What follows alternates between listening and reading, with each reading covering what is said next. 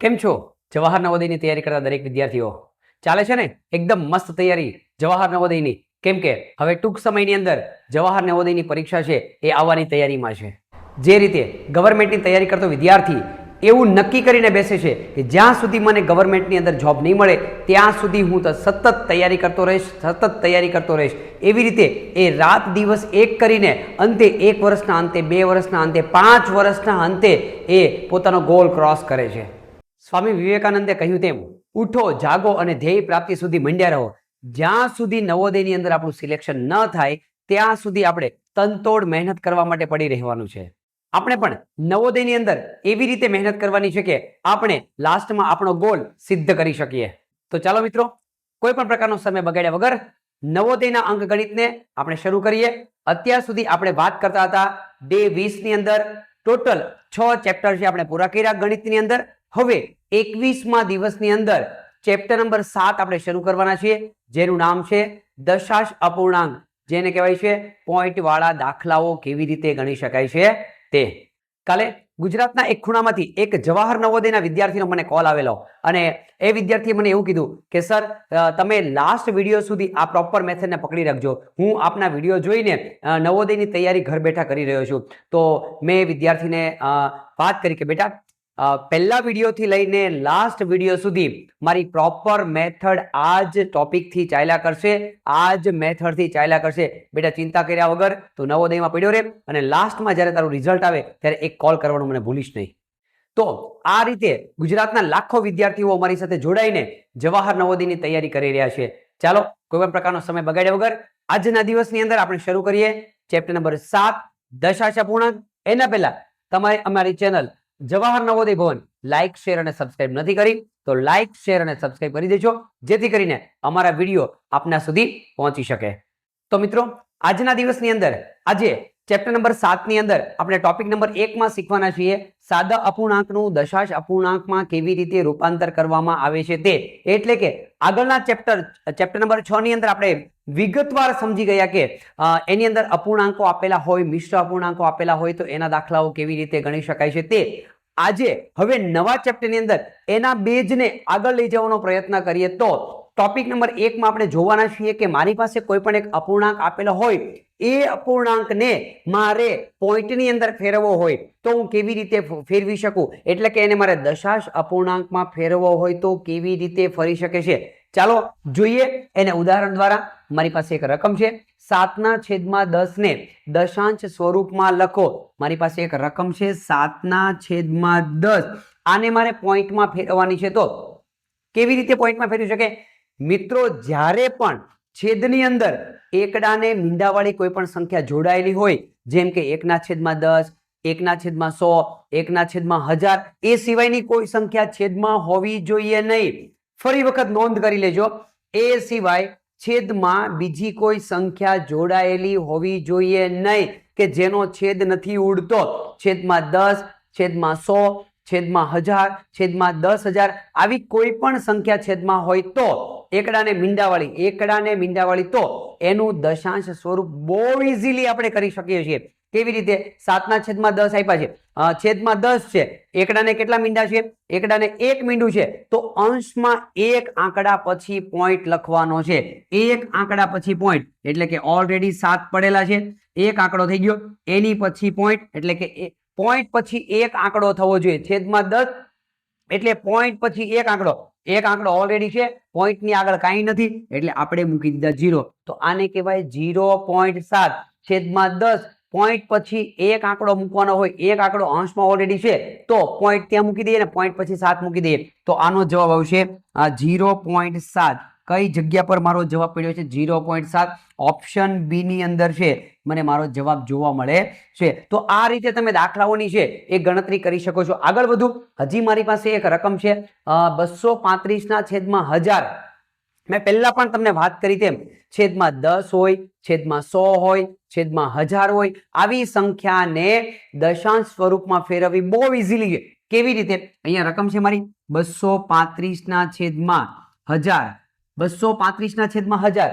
1000 લેવા માટે હવે જોઈએ તો છેદમાં કેટલા મીંડા છે? એકડાને 3 મીંડા છે. પોઈન્ટ પછી 3 આંકડા થવા જોઈએ. પોઈન્ટ પછી 3 આંકડા તો અંશમાં જોવાનું કેટલા આંકડા છે, 3 આંકડા છે, તો આપણે કોઈ પણ પ્રકારનો ફેરફાર કરવાનો નથી. પોઈન્ટ અહીંયા મૂકી દઈએ, પોઈન્ટ પછી 3 આંકડા મૂકવાના હોય, જે અંશમાં 3 જ છે 3 એ 3 મૂકી દો, પોઈન્ટ પછી 3 આંકડા 235.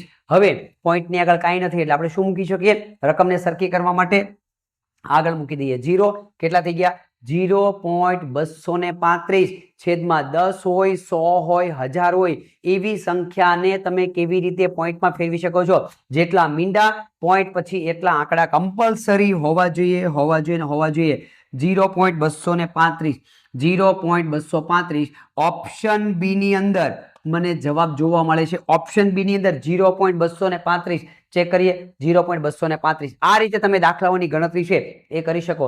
હજી આગળ વધીએ તો મારી પાસે એક રકમ છે 231 ના છેદમાં 100 ને દશાંશ સ્વરૂપમાં લખો. 231 જોઈએ, 231 છેદમાં 100.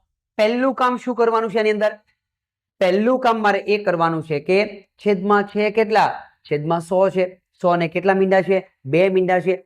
2 મીંડા હોય તો આપણે શું કરીએ છીએ, છેદમાં 2 મીંડા હોય તો પોઈન્ટ પછી 2 આંકડા થવા જોઈએ. પોઈન્ટ પછી 2 આંકડા આવવા જોઈએ. ઓલરેડી અંશની અંદર જોવા જાવ તો 3 આંકડા છે, તો પોઈન્ટ પછી 2 આંકડા કરવા માટે 231 લખી દઉં. ક્યાં પોઈન્ટ મૂકવાનો છે, એવી જગ્યા પર પોઈન્ટ મૂકવાનો છે કે પોઈન્ટ મૂક્યા પછી એના પછી 2 આંકડા થવા જોઈએ. તો પોઈન્ટ અહીંયા મૂકી દઈએ, એના પછી ચેક કરો 2 આંકડા છે. યસ, પોઈન્ટ પછી 2 આંકડા 2.31. કઈ જગ્યા પર મારો જવાબ પડ્યો છે, 2.31. ઓપ્શન સી ની અંદર છે મને મારો જવાબ જોવા મળે છે. મતલબ કે દાખલો ગણવા માટે છેદને જોવાનો છે. છેદમાં છે એકડાને કેટલા મીંડા લાગે, પણ ખાસ ધ્યાનમાં એ રાખવાનું કે 10, 100, 1000 એકડાને મીંડાવાળી સંખ્યા સિવાય છેદમાં બીજી કોઈ સંખ્યા હોવી જોઈએ નહીં. નહીતર એને છેદનું સાદુરૂપ આપ્યા પછી આપણે ભાગાકાર કરવાની જરૂર પડે છે. તો આ રીતે છે એ તમે દાખલાઓની ગણતરી છે એ કરી શકો છો. ચાલો મિત્રો આગળ વધીએ. હજી ચેપ્ટર નંબર 7 ને આપણે આગળ વધારીએ તો હવે આપણે જોવાના છીએ ટોપિક નંબર 2 ની અંદર. ટોપિક નંબર 2 એટલે કે નવી રીત. નવી રીતની અંદર આપણે જોઈશું કે મિશ્ર અપૂર્ણાંક તમને કોઈ પણ આપેલો હોય. જોજો મિત્રો, આની અંદર ખાસ ધ્યાનમાં રાખો, મેં પહેલા પણ તમને વાત કરી કે નાના લેવલથી જ્યારે તમે તૈયારી કરશો ત્યારે આગળના દાખલાઓ ગણવામાં આપણને ખૂબ સારી સરળતા રહી છે. હમણાં આપણે જોયું ચેપ્ટર નંબર 6 માં આપણે શું જોયું હતું, અપૂર્ણાંકો વિશે બહુ બધી માહિતીઓ મેળવી. હવે એક સ્ટેપ આગળ આપણે ચેપ્ટર નંબર 7 માં જોવાના છીએ. ચેપ્ટર નંબર 7 માં શું છે કે અપૂર્ણાંકો તમારી પાસે છે એને હવે આપણે પોઈન્ટની અંદર એટલે કે દશાંશ સ્વરૂપમાં કેવી રીતે ફેરવી શકીએ. એક ટોપિક નંબર 1 માં આપણે જોયું કે અપૂર્ણાંક આપેલો હોય એનું દશાંશ સ્વરૂપ કેવી રીતે થાય. હવે ટોપિક નંબર 2 માં આપણે જોવાના છીએ કે મિશ્ર અપૂર્ણાંક કોઈ પણ આપેલો હોય તો એને તમે દશાંશ સ્વરૂપમાં કેવી રીતે ફેરવી શકો છો. મારી પાસે એક રકમ છે, જોઈએ મિશ્ર અપૂર્ણાંકને પોઈન્ટમાં કેવી રીતે ફેરવી શકાય, અપૂર્ણાંકમાં કેવી રીતે દશાંશ અપૂર્ણાંકમાં કેવી રીતે ફેરવી શકાય. 6/125 ને દશાંશ સ્વરૂપે લખો. 6/125 ને દશાંશ સ્વરૂપમાં બે રીતે લખી શકાય. આના માટેની બે રીત છે. રીત નંબર 1 કઈ છે, 6/125 કરો. 6/125 6/125 6 વડે 6/125 125 વડે ભાગાકાર કરો. રીત નંબર 1. રીત નંબર 2 આપણી પાસે એવી છે 6/125 125 ને હું કેટલા વડે ગુણું, 125 ને હું કેટલા વડે ગુણું કે છેદમાં એકડાને મીંડાવાળી રકમ આવે. એકડાને જેમ કે એકડાને મીંડાવાળી રકમ લાવવા માટે છેદમાં 10 લાવવા પડે તો 125 ને 1 વડે ગુણું તો પણ 10 નો આવે. 125 એકા 125, 10 કરતા પણ કઈ વધી જાય છે તો 2 વડે ગુણું. 125 ગુણ્યા 2 તો 1 વડે ગુણવાથી નથી આવતો, 10 નથી આવતા. તો હવે 100 લાવું તો છેદમાં 100 આવી શકે એમ છે. ચેક કરીએ તો 100 ક્યારે આવી શકે, 125 એકા 125, 1 વડે ગુણું તો પણ 100 કરતા વધી જાય. છેદમાં 100 ક્યારેય આવશે નહીં. તો હું કયો પ્રયત્ન કરીશ, છેદમાં 1000 લાવવાનો પ્રયત્ન કરો. 1000 છેદમાં આવી શકે. 125 ને કેટલા વડે ગુણું તો 1000 આવે, તો કે 8 વડે ગુણવાથી 1000 આવે. અંશને પણ 8 વડે ગુણીશું. હવે અંશનો ગુણાકાર છેદનો ગુણાકાર 8 6 48 છેદમાં 1000. હવે એકડાને મીંડાવાળી રકમ થઈ ગઈ છેદમાં. હવે આપણે શું કરીએ તો કે 3 એકડાને 3 મીંડા છે. 3 આંકડા પછી હું પોઈન્ટ ક્યારે આવશે, પોઈન્ટ પછી 3 આંકડા અથવા તો 3 આંકડા પછી પોઈન્ટ આવશે. 3 આંકડા તો મારી પાસે તો ઓલરેડી 2 જ આંકડા છે 48. તો 3 આંકડા કરવા માટે શું કરવું પડશે, 3 આંકડા કરવા માટે ઘરનો 0 મૂકવો પડશે. મીંડું આપણે ઘરનું મૂક્યું. હવે ચેક કરીએ તો 3 આંકડા થઈ ગયા. 3 આંકડા પછી પોઈન્ટ 0.048 આ જવાબ થઈ ગયો 0.048. છેદમાં 10 કેવી રીતે આવે, 100 કેવી રીતે આવે, છેદમાં 1000 કેવી, કેટલા વડે ગુણવાથી 10 આવે, કેટલા વડે ગુણવાથી 1000 આવે, કેટલા વડે ગુણવાથી 100 આવે, એ એક પદ્ધતિ છે આપણી પાસે જ્યારે રકમ નાની હોય અથવા તો છે તમને ઝડપથી જવાબ મળી જતો હોય તો. અધરવાઇઝ બીજી રીત આપણી પાસે કઈ છે જોઈ લે. 0.048 આપણો જવાબ છે ઓપ્શન બી ની અંદર પડેલો છે. રીત નંબર પહેલી મેં તમને આપી તો એ રીત મને નથી ફાવતી, જેમ કે 10, 100, 1000 કેવી રીતે આવી નથી ખબર, તો શું કરવાનું, તો 6 ભાગ્યા 125 125 વડે ભાગાકાર કરી દેવાનો. 125 એકા 125 ભાગ ન ચાલે, ભાગે પડી 0, પોઈન્ટ મૂકીએ, પોઈન્ટ મૂક્યો, પોઈન્ટ પછી 0 મૂકીએ. 125 એકા 125 હજી ભાગ ચાલતો નથી, ભાગે પડી 0, હજી મીંડું ઘરનું મૂકીએ. 125 4 ચેક કરીએ. 125 4 5 ચોક 20 વધી 2 4 2 8 ને 2 10 વધી 1 4 ને 1 5 500. હવે 125 50 ચેક કરી લઈએ. 5 5 25 વધી 2 5 2 10 ને 2 12 વધી 1 5 ને 1 6 625 છે વધી જાય છે. કેટલા એવા 4 વડે ભાગ ચાલે છે. 4 વડે ભાગ ચલાવ્યો તો મળ્યા મને 500. કેટલા વધ્યા 100. હજી શેષ વધે છે, મીંડું ઘરનું મૂકીએ, હજી ઘરનું. 125 8 1000 શેષ કેટલી થઈ ગઈ 000. કેટલો જવાબ મને મળ્યો 0.048. તો તમે આ રીતે પણ છે આ પદ્ધતિનો ભાગાકાર કરીને પણ તમે એ જવાબ મેળવી શકો છો. અધરવાઇઝ છેદમાં 10 કેવી રીતના આવે, 100 કેવી રીતના આવે, 1000 કેવી રીતના આવે, એનો આધાર લઈને પણ તમે છે એ જવાબ મેળવી શકો છો. જોઈએ આ પ્રકારના દાખલાઓની મારે હજી સમજ વધારે મેળવવી હોય તો મારી પાસે એક રકમ છે મિશ્ર અપૂર્ણાંકની અંદર 15.3/4 ને શું લખી શકાય. 4 ઓપ્શન નીચે મારી પાસે છે. દશાંશ સ્વરૂપમાં કેવી રીતે લખી શકાય, કોને 15.3/4 ને 15.3 એટલે કે 15 પૂરેપૂરા અને 3/4 પૂરેપૂરા નથી. કઈ રીતે છે 15.3/4 15 પૂરેપૂરા છે અને 3/4 એને મારે પોઈન્ટમાં લેવાનું છે. તો આમાં હું શું કરીશ, 3/4 3/4 માત્ર કરીશ. શું કરીશ 3/4. રીત નંબર 1 ની અંદર આ રીતે કરીશ. ભાગાકાર કરીને 3/4 એટલે 3/4 4 એકા 4 ભાગ ન ચાલે, ભાગે પડી 0, પોઈન્ટ કર્યો, પોઈન્ટ કર્યો, 0 ઉતારો. 4 7 7 ચોક 28, 2 વધ્યા, ઉપરથી ઉતાર્યો 0 0, 4 5 20, 0 0 કેટલા 0.75 બરાબર. 15 પછી 0. હવે આને આપણે અહીંયા મૂકી દઈએ. પોઈન્ટ તો ઓલરેડી મુકાઈ ગયો છે, પોઈન્ટ મુકાઈ ગયો છે. પોઈન્ટ પછી કેટલા મૂકવાના છે, પોઈન્ટ પછી 75 મૂકવાના છે. કયો જવાબ આવે 15.75.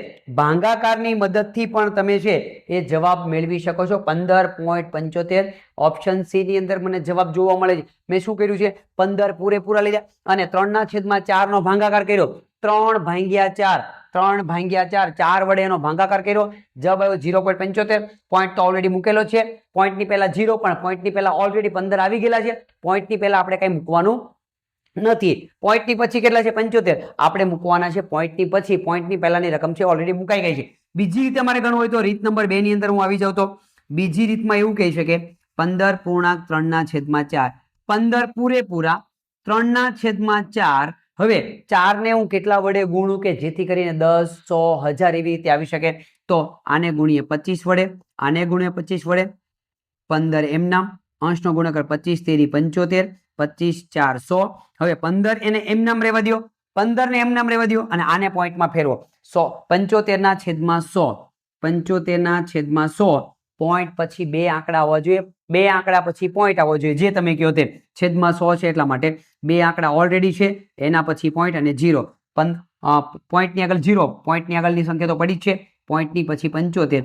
આનો જવાબ કેટલો મળેલો છે 0.75. તો આ રીતે પણ તમે 15.75 15.75 આ રીતે પણ તમે દાખલાની ગણતરી કરી શકો છો.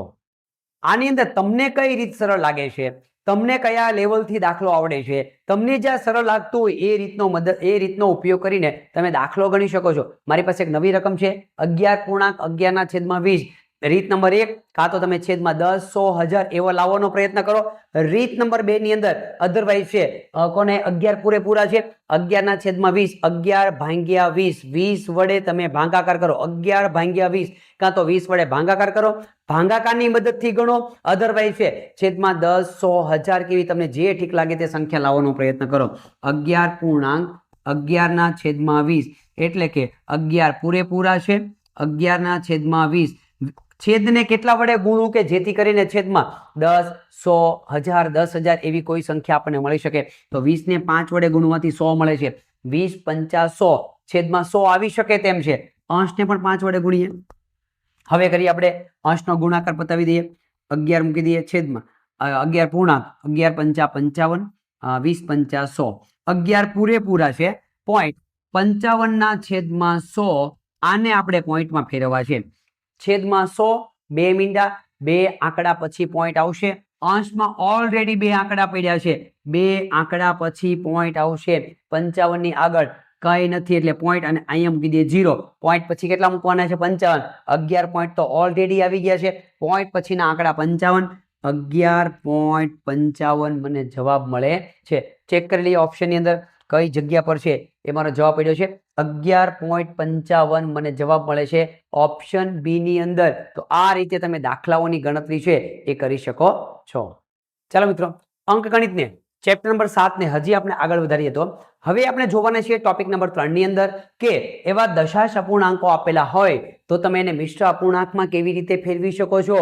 દશાંશ અપૂર્ણાંકને મિશ્ર અપૂર્ણાંકમાં ટોપિક નંબર 2 ની અંદર હમણાં આપણે જોયું કે તમારી પાસે જ્યારે મિશ્ર અપૂર્ણાંક હોય તો એને તમે પોઈન્ટમાં કેવી રીતે ફેરવી શકો છો. હવે એનાથી ઊંધું કામ કરવાનું છે. પોઈન્ટ વાળી મારી પાસે રકમ હોય તો હવેનું મિશ્ર અપૂર્ણાંક કેવી રીતે બનાવી શકું છું. જોઈએ, રકમ મારી પાસે છે 1.625 ને અપૂર્ણાંકમાં ફેરવો. એને આપણે અપૂર્ણાંક, પોઈન્ટ વાળી રકમ છે એટલે કે દશાંશ અપૂર્ણાંકમાં રકમ છે, એને મારે અપૂર્ણાંકમાં ફેરવવી છે. રકમ શું કહેવા માંગે છે? 1.625. 1.625 નો મતલબ થાય 1 પૂરેપૂરા, 1 પૂર્ણાંક, 1 પૂરેપૂરા, અને અહીંયા આવશે 625 છેદમાં પોઈન્ટ પછી કેટલા આંકડા છે? પોઈન્ટ પછી 3 આંકડા છે. છેદમાં એકડા ને 3 મીંડા.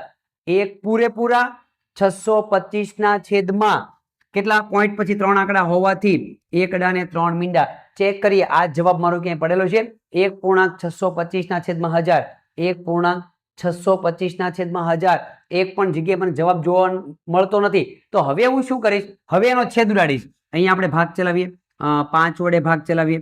5 દુ 10, 0 0, 5 એકા 5, 1 વધ્યો, 5 દુ 10, 2 વધ્યા, 5 5 25. 125 ના છેદમાં 200 નહીં, 125 ના છેદમાં 200 પણ નહીં. હજી 5 વડે ભાગ ચલાવીએ. 5 ચોક 20, 0, 5 દુ 10, 2 વધ્યા, 5 5 25. 25 ના છેદમાં 40 નહીં, 25 ના છેદમાં 40 પણ નહીં. જવાબ ચેક કરતો આપણા ઓપ્શન સાથે. 5 5 25, 5 8 40, 5 ના છેદમાં 8. હવે છેદ પણ નથી ઉડતો એટલે જવાબ લખી દઉં છું 1.5 ના છેદમાં 8. આ થઈ ગયો દશાંશ વાળી સંખ્યા પરથી તમે અપૂર્ણાંકમાં કેવી રીતે ફેરવી શકો છો. જોઈએ આ જવાબ મારો કઈ જગ્યા પર પડ્યો છે. ચેક કરીએ. 1.5 ના છેદમાં 8 ઓપ્શન એ ની અંદર મને મારો જવાબ જોવા મળે છે. જે સંખ્યા પૂરેપૂરી આપેલી છે એમાં લઈ લેવાની અને પોઈન્ટમાંથી કેવી રીતે કાઢવાનું. જેમ કે પોઈન્ટ પછી 625 છે, પોઈન્ટ પછી 625 3 આંકડા હોવાથી છેદમાં 3 મીંડા આવે એકડાને. આ બાબતને ધ્યાનમાં રાખીને એને પોઈન્ટમાં ફેરવી શકો, પોઈન્ટમાંથી કાઢી શકો. જોઈએ આગળના દાખલાને. આ રીત પ્રમાણે આપણે જોવા જઈએ તો 16.05 ને અપૂર્ણાંકમાં ફેરવો. 16.05 પહેલું કામ આમાં આપણે શું શીખીશું? 16 પૂરેપૂરા છે, 16 પૂરેપૂરા. હવે જોજો 16 પૂરેપૂરા. હવે અહીંયા પોઈન્ટ પછી કેટલા છે આને જોવાનું. થોડી વાર માટે આને બ્લેન્ક કરી દઈએ. પોઈન્ટ પછી 0.5, 0.5 બરાબર. પોઈન્ટ પછી 2 આંકડા, 2 આંકડા એટલે છેદમાં 100. 16 પૂરેપૂરા, 0.5 ના છેદમાં 100. 0.5 કોઈ જગ્યા ક્યારે લખવામાં આવતો નથી. 16.5 ના છેદમાં 100.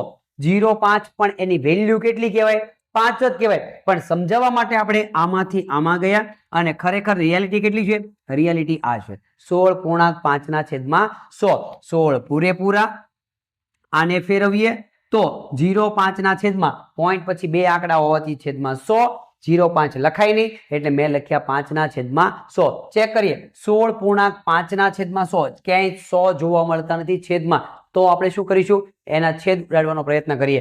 હવે 5 × 5 5 × 10 0 અંશમાં 1 આવી ગયો. હવે છેદ ઉડશે નહીં.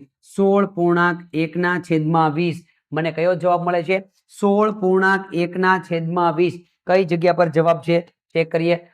ઓપ્શન સી ની અંદર 16.1/20 મને જવાબ જોવા મળે છે.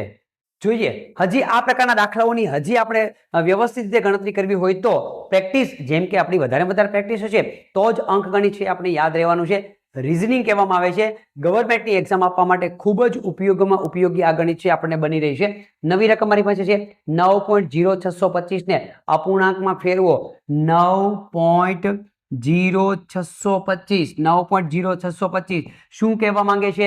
એવું કહેવા માંગે છે કે 9 પૂરેપૂરા અંશમાં કેટલા? તો કે 0.625 કેટલા આંકડા એની અંદર? અંશમાં કેટલા આંકડા છે? 4 આંકડા. છેદમાં એકડાને 4 મીંડા 1 2 3 4. પરંતુ 0.625 ની વેલ્યુ કેટલે કહેવાય? 0 આગળ ગમે એટલા મૂકવામાં આવે, 5 વખત 0 પણ મૂકવામાં આવે તો એની વેલ્યુ 1 પણ કરવામાં આવતી નથી. એની વેલ્યુ કઈ ગણવામાં આવતી નથી. તો આ રકમ કહેવાય 9.625/3 મીંડા 4 મીંડા. ઓકે, પોઈન્ટ પછી 4 આંકડા છે. 4 મીંડા એટલે કે કેટલા થશે? 10,000. પોઈન્ટ પછી 4 મીંડા, પોઈન્ટ પછી 4 આંકડા, 10,000 છેદમાં મૂક્યા. ચેક કરીએ જવાબ. કોઈ જગ્યા પર મને છેદમાં 10,000 હોય એવો જવાબ જોવા મળતો નથી. 5 વડે ભાગ ચલાવીએ. 5 × 5 1 વધ્યો, 5 × 10 2 વધ્યા, 5 × 25 5 × 10 3 મીંડા. હજી 2000 પણ જવાબ મને કે જોવા મળતો નથી. આગળ વધીએ. 5 વડે 5 × 10 5 × 25 5 × 20 2 મીંડા. 25/400 પણ કઈ જવાબ નથી. હજી 5 વડે ભાગ ચલાવીએ તો 5 × 25 5 × 8 40 0. 5/80 પણ કોઈ ઓપ્શનમાં છે નહીં. હજી 5 વડે ભાગ ચલાવીએ. 5 × 5 5 × 5 3 વધ્યા, 5 × 6 30 અંશમાં 1 આવી ગયો. હવે છેદ ઉડશે નહીં. 9.1/16 9.1/16. આ રીતે તમે દાખલાની છે એ ગણતરી કરી શકો છો. કઈ જગ્યા પર મારો જવાબ પડ્યો છે? 9.1/16 અંશમાં 1 છે ઓપ્શન ડી ની અંદર. તો ઓપ્શન ડી ની અંદર મને મારો જવાબ છે એ જોવા મળે છે. મિત્રો આ પ્રકારના દાખલાઓની અંદર માત્ર ને માત્ર આપણે સિસ્ટમ સમજવાની હોય કે આવા દાખલાઓમાં ખરેખર મારે સાદુરૂપ કેવી રીતે આપવાનું છે. તે દાખલો અઘરો નથી હોતો, આપણને એના નિયમોની ખબર હોવી જોઈએ. કોઈ પણ ગણિતના દાખલાની અંદર નિયમ અને સાદુરૂપ માટે છે એ ખૂબ જ ઉપયોગી છે. જોઈએ આગળ મારી પાસે એક રકમ છે 7.025 ને અપૂર્ણાંકમાં બદલવાથી જવાબ શું આવે? 7.025 એટલે કે 7 પૂરેપૂરા. પોઈન્ટ પછીની રકમ છે 0.25 એને મૂકી દઈએ અંશમાં અને છેદમાં. પોઈન્ટ પછી 3 આંકડા તો છેદમાં મૂકીશું એકડાને 3 મીંડા. પોઈન્ટ પછી 3 આંકડા એકડાને 3 મીંડા. પણ ખરેખર આ રકમ કહેવાય છે કેટલી? 7.25/1000. 25 આવી ગયા, એની આગળ ગમે એટલા મીંડા મૂકવામાં આવશે તો પણ એ ગણવામાં આવતા નથી. 25/1000 કોઈ જગ્યા પર નથી. છેદ ઉડાડીએ. 25 × 25 25/400 અને ડાયરેક્ટ જ મેં 25 વડે ભાગ ચલાવ્યો. 25 × 25 25/400 અને 1 મીંડું એમના મૂકી દઈએ. તો હવે અંશમાં 1 આવી ગયો. છેદ ઉડાડવાના કોઈ ચાન્સ છે નહીં. 7.1/40. કયો જવાબ મને મળે છે? 7.1/40. કઈ જગ્યા પર મારો જવાબ છે? 7.1/40. ઓપ્શન એ ની અંદર છે મને જવાબ જોવા મળે છે. મિત્રો આ રીતે તમે દાખલાઓ ગણશો, સિસ્ટમ આધારિત કામ કરશો, કઈ જગ્યા પર શું કહેવા માંગે છે એ થોડું એનાલિસિસ કરશો, આ બધા પોઈન્ટને આપણે નોટ કરતા જઈએ તો દાખલાઓ ગણવામાં છે એ સરળતા રહે છે. હવે જોવાના છીએ આપણે આગળનો ટોપિક નંબર 4 ની અંદર આપણે જોવાના છીએ ચેપ્ટર નંબર 7 ની અંદર કે સ્થાન કિંમત. હવે આપણે ઓલરેડી સ્થાન કિંમત છે એ પહેલા ધોરણ, બીજા ધોરણ એટલે કે ત્રીજા ચોથા ધોરણથી છે એ સ્થાન કિંમતના દાખલાઓ આવે છે. સાદી રકમ આપવામાં આવેલી હોય તો, પોઈન્ટ વાળી કે અપૂર્ણાંકની રકમ હોય તો એની સ્થાન કિંમત આપણને હજી સુધી આવડતી નથી, કેમ કે એ બહુ આગળના ધોરણમાં 7મા ધોરણમાં 8મા ધોરણની અંદર છે એ સ્થાન કિંમત પોઈન્ટ વાળી રકમ, દશાંશ સંખ્યા વાળીની રકમનો છે એ ગણતરી કરવામાં આવતી હોય. આગળના એક સેશનની અંદર આપણે આઈ થિંક ભણી ગયેલા છીએ ત્યાં સુધીની અંદર કે જ્યારે પણ પોઈન્ટ વાળી રકમ હોય, દશાંશ સંખ્યા હોય, તો એની સ્થાન કિંમત બંને સાઈડ જોવાની હોય છે. એક ચાર્ટ પણ તૈયાર કરીને આપણે આગળના સેશનની અંદર જોયો છે મિત્રો, તમે લિંક પરથી છે મેળવી શકો છો. એમાંની અંદર બંને છે, જમણી બાજુ અને ડાબી બાજુ બંને બાજુ છે એની સ્થાન કિંમત અલગ અલગ રીતે લેવાની હોય છે. જોઈએ આ ચેપ્ટરમાં આ ટોપિક નંબર 4 ની અંદર કેવી રીતે એની સ્થાન કિંમતનું કેલ્ક્યુલેશન કરવામાં આવે છે. એના માટે જમણી બાજુ અને ડાબી બાજુ બંનેની સ્થાન કિંમતોને ધ્યાનમાં રાખીને આપણે કામ કરવાનું હોય. જોજો ખાસ આઈએમપી દાખલાઓ છે આ આગળના ધોરણ માટે અને ખાસ નવોદય માટે. 87.315 માં 5 ની સ્થાન કિંમત મારે જોતી છે. આ 5 ની સ્થાન કિંમત કેટલી છે? 5 ની સ્થાન કિંમત 87.315 માં 5 ની સ્થાન કિંમત. હવે થોડું આપણે રિવિઝન કરી લઈએ, થોડું રિવિઝન. અહીંયા પોઈન્ટ છે એને સેન્ટર લઈ લઈએ, પોઈન્ટની જમણી બાજુ અને પોઈન્ટની ડાબી બાજુ, પોઈન્ટની જમણી બાજુ અને પોઈન્ટની ડાબી બાજુ. પોઈન્ટની ડાબી બાજુ જે સંખ્યાઓ છે, પોઈન્ટની ડાબી બાજુ એનું એકમ દશક 100 એની સ્થાન કિંમત જે આપણે ત્રીજા ચોથા ધોરણમાં નોર્મલી શીખેલા છીએ એવી રીતે કરવામાં આવે. જેમ કે 7 ને કહેવાય એકમ, 8 ને કહેવાય દશક. ડાયરેક્ટ જ 87 કેવી રીતે હોય એવી રીતે આ એકમમાં છે, આ દશકમાં છે. 7 ને એકમ કહેવાય, આ 7 છે એકમ થઈ ગયો અને 8 છે એ દશક થઈ ગયો. હવે આપણને ખબર જ છે ત્રીજા ચોથા ધોરણની અંદર આપણે ભણીને આવ્યા છીએ એકમના સ્થાનમાં હોય એની સ્થાન કિંમત કેટલી હોય? પોતે સંખ્યા. દશકના સ્થાનમાં હોય આની સ્થાન કિંમત કેટલી હોય? આની સ્થાન કિંમત 8 ની 80. એવી રીતે અહીં આપણે જોઈએ 7 ની સ્થાન કિંમત કેટલી છે? 7. જ્યારે 8 ની સ્થાન કિંમત કેટલી છે? 8 ની સ્થાન કિંમત દશકના સ્થાનમાં છે, દશકના સ્થાનમાં હોય એ 10 વડે ગુણાય, 80 સ્થાન કિંમત છે. મિત્રો હવે આપણે જોવાના છીએ આ ત્રણ માટે વાત કરવાના છીએ. હવે પહેલા તો શરૂઆત કેવી રીતે થાય એની. એકમ જે એકમ એને પોઈન્ટ થી સ્ટાર્ટ થાય. આ પોઈન્ટ છે ને એને એકમ કહેવામાં આવે, પોઈન્ટ ને એકમ કહેવામાં આવે. પછી પોઈન્ટ પછી જે બીજી સંખ્યા છે, પોઈન્ટ પછીની તરતની સંખ્યા, પોઈન્ટ પછીની તરતની જે સંખ્યા છે એને દશક નહીં દશાંશ કહેવામાં આવે. એકમ પોઈન્ટ ને, પોઈન્ટ પછીની પહેલી રકમને દશક એટલે કે દશાંશ કહેવામાં આવે. પોઈન્ટ પછીનો બીજો આંકડો એકમ, દશક અને 100, ખરેખર એને 100 બોલવામાં આવે પણ એને કહેવાય શતાંશ. બરાબર. અને પોઈન્ટ પછીનો જે ત્રીજો આંકડો છે, પોઈન્ટ પછીનો જે ત્રીજો આંકડો એટલે પોઈન્ટ ને એકમ, દશક, 100, 1000 ના સ્થાનમાં પણ 1000 નો કહેવાય, એને કહેવાય સહસ્ત્રાંશ. એકમ, દશક, ડાબી બાજુ દશક કહેવાય, જમણી બાજુ દશાંશ કહેવાય. ડાબી બાજુ 100 કહેવાય, જમણી બાજુ છે એ શતાંશ કહેવાય.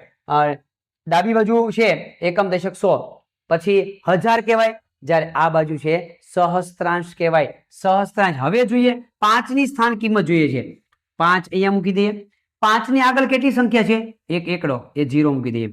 તગડો છે એને 0 કરી દઈએ. કયા સ્થાન ઉપર? ત્રીજા સ્થાન ઉપર છે. પોઈન્ટ પછીના ત્રીજા સ્થાન ઉપર. પાંચડો ક્યાં પડ્યો છે? પોઈન્ટ પછીના ત્રીજા સ્થાન ઉપર પડ્યો છે. પાંચડાની આગળ ત્રીજું સ્થાન એટલે બે સંખ્યા ઓલરેડી પડેલી છે અને અહીંયા કઈ નથી પડેલું. કેટલા છે? 0. તો 5 ની સ્થાન કિંમત આમ જોવા જઈએ તો 5 ની સ્થાન કિંમત 0.005 છે. 0 પોઈન્ટ, આ બધું 0 થઈ ગયું પોઈન્ટ. અને કયા સ્થાન ઉપર છે? ત્રીજા સ્થાન ઉપર. એની આગળના બે આંકડા 0 0 કરી દઈએ તો આ થઈ ગયો 0.005. 5 ની સ્થાન કિંમત 0.005 છે. કઈ જગ્યા પર મારો જવાબ પડ્યો છે ચેક કરીએ. 0.005. 0.005 ઓપ્શન ડી ની અંદર છે. મને મારો જવાબ જોવા મળે છે. આ પેટર્ન આની અંદર કામ લેવાની છે, ખાસ મિત્રો ધ્યાન રાખવાનું. ચાલો આગળ વધીએ. આ પ્રકારના દાખલાઓને હજી વ્યવસ્થિત રીતે સમજવા માટે મારી પાસે એક રકમ છે 82.728 માં 8 ની સ્થાન કિંમતનો સરવાળો. બે જગ્યા પર 8 પડ્યા છે. પહેલા તો 82.728 એક જગ્યા પર અહીંયા 8 પડ્યો છે અને એક જગ્યા પર અહીંયા 8 પડ્યો છે. બંનેની સ્થાન કિંમત લેવાની અને એનો મારે સરવાળો કરવાનો છે. જોજો ખાસ આ દાખલાની અંદર પહેલા તો આ બાજુનો ભાગ એટલે ડાબી બાજુનો ભાગ. ડાબી બાજુનો ભાગ એટલે પહેલું, બીજું, ત્રીજું, ચોથું ધોરણ. ડાબી બાજુનો ભાગ એટલે આગળના ધોરણની વાત થઈ, જેમાં એકમ કેવી રીતે ગણવામાં આવે, દશક, 100, 1000, આગળ આગળ વધતા જાઓ, એકમ, દશક, 100, 1000 એવી રીતે. તો આ એકમ છે અને આ દશકના સ્થાનમાં. ડાબી બાજુ છે 8 દશકના સ્થાનમાં, એની વેલ્યુ થઈ ગઈ 80. હવે 8 છે જમણી બાજુના સ્થાનમાં, પોઈન્ટ પછીનો જમણી બાજુ, પણ કયા સ્થાન ઉપર છે? પોઈન્ટ પછી પહેલું, બીજું, ત્રીજું, પહેલું, બીજું અને ત્રીજા સ્થાન ઉપર 8 પડેલો છે.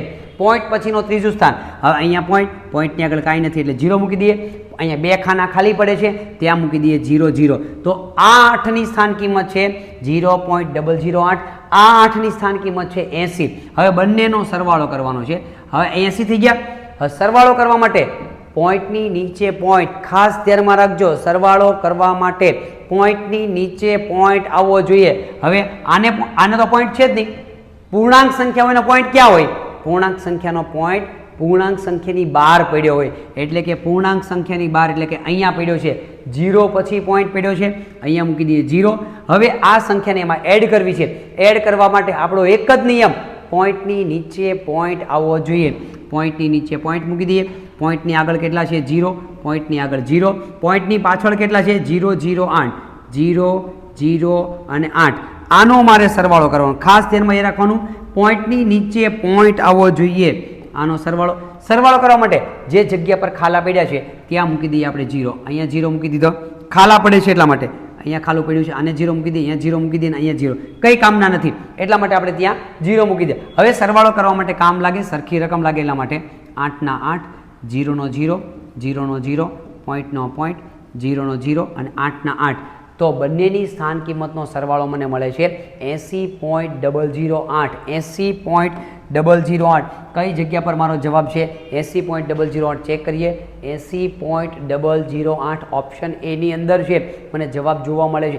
ખાસ ધ્યાનમાં રાખજો મિત્રો, એની સ્થાન કિંમત કેવી રીતે શોધવામાં આવે છે? ડાબી બાજુનો ભાગ અલગ છે, જમણી બાજુનો ભાગ અલગ છે. પોઈન્ટ પછીના જમણી બાજુનો આ જે ભાગ છે એને ગણવા માટે, એ ભાગને ગણવા માટે એકમને પોઈન્ટ ગણવાનો છે. દશક, 100 અને 1000, 1000ના સ્થાનમાં. અને આ રીતે તમે પણ કરી શકો છો. આગળ વધીએ. આ પ્રકારના દાખલાઓની અંદર હજી મારી પાસે એક રકમ છે 136.269 6ની સ્થાન કિંમતનો સરવાળો કરવો છે. રકમ મારી પાસે છે 136.269. એમાં 6ની સ્થાન કિંમત, 6 કઈ જગ્યા પર છે? અહીંયા છે અને અહીંયા છે. આ બંનેની સ્થાન કિંમત ખરેખર કેટલી થાય? આ 6ની સ્થાન કિંમત ડાબી બાજુ છે, આ ડાબી બાજુનો ભાગ. ત્યાં તો આપણે ત્રીજા ચોથા ધોરણની અંદર જે રીતે તમે સ્થાન કિંમત લ્યો છો એ જ રીતે એની સ્થાન કિંમત લેવાની છે. એટલે કે એકમના સ્થાનમાં એની સ્થાન કિંમત 6. આ 6ની સ્થાન કિંમત કેટલી થાય? તો કે પોઈન્ટ પછી કેટલામું સ્થાન છે? પહેલું અને બીજું. પહેલું અને બીજું બીજા સ્થાન ઉપર છે, ત્યાં મૂકી દો 6. પોઈન્ટ પછીના બીજા સ્થાન ઉપર 6. હવે એક ખાનું ખાલી પડ્યું, ત્યાં 0 મૂકી દો. પોઈન્ટની આગળ કાંઈ નથી, 0 મૂકી દો. આની સ્થાન કિંમત આ અને આની સ્થાન કિંમત આ. બંનેનો મારે સરવાળો કરવો. પૂર્ણાંક સંખ્યાનો પોઈન્ટ ક્યાં હોય? પૂર્ણાંક સંખ્યાનો પોઈન્ટ સંખ્યાની બહાર હોય. એટલે અહીંયા 6 પછી પોઈન્ટ અને પછી 0. ખરેખર કહેવાય કેટલા? 6.0. હવે આપણે નિયમ કરી સરવાળો કરવા માટે પોઈન્ટની નીચે પોઈન્ટ મૂકી દો. પોઈન્ટની આગળ 0, પોઈન્ટની આગળ 0, પોઈન્ટ પછી 0 6, પોઈન્ટ પછી 0 6. બંનેનો સરવાળો જ્યાં ખાલા પડે છે ત્યાં મીંડું મૂકી દઈએ એટલે સંખ્યા છે ખાલી રહે નહીં અને સરવાળો બાદબાકી કરવામાં આપણને સારું રહે. 0 ને 6 એટલે 6, 0 ના 0, પોઈન્ટનો પોઈન્ટ અને 6 વત્તા 0 એટલે 6. 6.06. આ રીતે તમે સરવાળો છે એ કરી શકો છો. 6.06 કઈ જગ્યા પર જવાબ છે? 6.06 ઓપ્શન સી ની અંદર મને છે મારો જવાબ જોવા મળે છે. ચાલો નવોદયના વિદ્યાર્થીઓ, હજી આપણે આગળ વધીએ. આ પ્રકારના દાખલાઓને એકદમ સેટ કરી દેવાના. મેં પહેલા પણ તમને વાત કરી કે આ ગણિત એક એવું ગણિત છે કે જે માત્ર નવોદય પૂરતું નથી. પહેલા મેં તમને વાત કરી સીઈટીની એક્ઝામ હોય, સૈનિક સ્કૂલની એક્ઝામ હોય, ગવર્મેન્ટની તૈયારી કરતો દરેક વિદ્યાર્થીની એક્ઝામ હોય, દરેક એક્ઝામની અંદર છે આ ગણિત તમને ખરેખર કામ લાગવાનું છે. એક કમેન્ટ મારી પાસે એવી પણ હતી કે સર તમે જે આ અંકગણિત નવોદયનું ભણાવો છો ને એ બેઠે બેઠું હું જે તૈયારી કરું છું ને ગવર્મેન્ટની અંદર રિઝનિંગની અંદર એની અંદર મોસ્ટલી ગણિત છે આવા પ્રશ્નો આવે છે. એટલે મને ખરેખર શોર્ટકટ કી મારી જ્યારે જરૂર પડે છે ને તમારા વિડીયોની અંદરથી હું શોર્ટકટ કી લઈ લઉં છું. એટલે નવોદયના વિદ્યાર્થીઓને તો આપણું ગણિત કામ લાગે છે, પણ જે વ્યક્તિઓ છે એ ગવર્મેન્ટની તૈયારી કરે છે એને પણ આ રિઝનિંગની અંદર છે એ ખૂબ સારો ઉપયોગી બને છે. મારી પાસે રકમ છે 257.159 માં 5 ની સ્થાન કિંમતનો તફાવત એટલે બાદબાકી. કઈ રીતે રકમ છે આપણી? 257.159 માં 5 ની સ્થાન કિંમત કઈ જગ્યા પર 5 પડ્યા છે આની સ્થાન કિંમતનો મારે તફાવત જોઈએ. તફાવત એટલે બાદબાકી. પહેલા તો બંનેની સ્થાન કિંમત લઈ લઈએ. ડાબી બાજુની સ્થાન કિંમત પહેલા જે આપણે નોર્મલ આવે ત્રીજા ચોથા પાંચમા ધોરણની અંદર. હવે આની સ્થાન કિંમત કેટલી થાય? એકમ અને દશક. દશકના સ્થાનમાં કોઈ પણ સંખ્યા હોય એ પોતે સંખ્યા 10 વડે ગુણાય છે. દશકના સ્થાનમાં હોવાથી એની સ્થાન કિંમત થઈ ગઈ 50. હવે આ બાજુની સ્થાન કિંમત મારે જોઈએ. પોઈન્ટ પછીનો કેટલામો આંકડો? પહેલો અને બીજો. પહેલો અને બીજો ત્યાં મૂકી દઈએ 5. એની આગળ 0, પોઈન્ટની આગળ 0 તો 5.05 ની સ્થાન કિંમત 0.05. એ બંનેનો મારે તફાવત જોઈએ છે. તફાવત કરવા માટે મોટી સંખ્યામાંથી નાની સંખ્યા બાદ કરવાની છે. પણ આની અંદર કઈ રીતે ખબર પડે કે આમાં કઈ મોટી સંખ્યા છે અને કઈ નાની સંખ્યા છે? તો પૂર્ણાંક જોવાના. આમાં પૂર્ણાંક કેટલા છે? 0. આમાં આ પૂર્ણાંક પોતે 50 પોતે પૂર્ણાંક છે, આ પૂર્ણાંક 0. તો 0 અને 50 માં મોટી સંખ્યા કઈ? તો કે 50 મોટી સંખ્યા. એમાંથી આપણે આ સંખ્યા બાદ કરવાની છે. જોઈએ તફાવત માટે 50 એનો પોઈન્ટ ક્યાં આવે? પૂર્ણાંક સંખ્યાનો પોઈન્ટ ક્યાં આવે? સંખ્યાની પછી પોઈન્ટ આવે લાસ્ટમાં, સંખ્યાની બહાર આવે 50.0. પોઈન્ટની નીચે પોઈન્ટ મૂકી દઈએ. પોઈન્ટની નીચે પોઈન્ટ, પોઈન્ટની આગળ 0, પોઈન્ટની આગળ 0, પોઈન્ટ પછી 0.5, પોઈન્ટ પછી 0.5. એ બંનેની મારે જોઈએ છે બાદબાકી. કંઈ નથી એટલે મૂકી દો. ખાના ખાલી પડેલા છે એને ત્યાં 0 મૂકી દઈએ. હવે અહીંયા થઈ ગયા 10. 10 માંથી 5 જાય તો 5. અહીંયા થઈ ગયા 9. 9 ના 9, પોઈન્ટનો પોઈન્ટ. અહીંયા 9, અહીંયા 9, અહીંયા થઈ ગયા 4. 49.95. કઈ જગ્યા પર મારો જવાબ છે?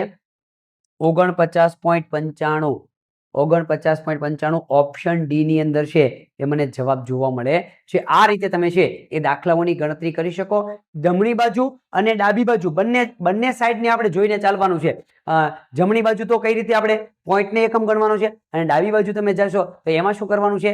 એ ડાબી બાજુની અંદર છે એ આપણે જે ત્રીજા ચોથામાં જે ગણતરી કરીએ છીએ એ રીતની ગણતરી કરવાની છે. મારી પાસે રકમ હજી છે 798.469.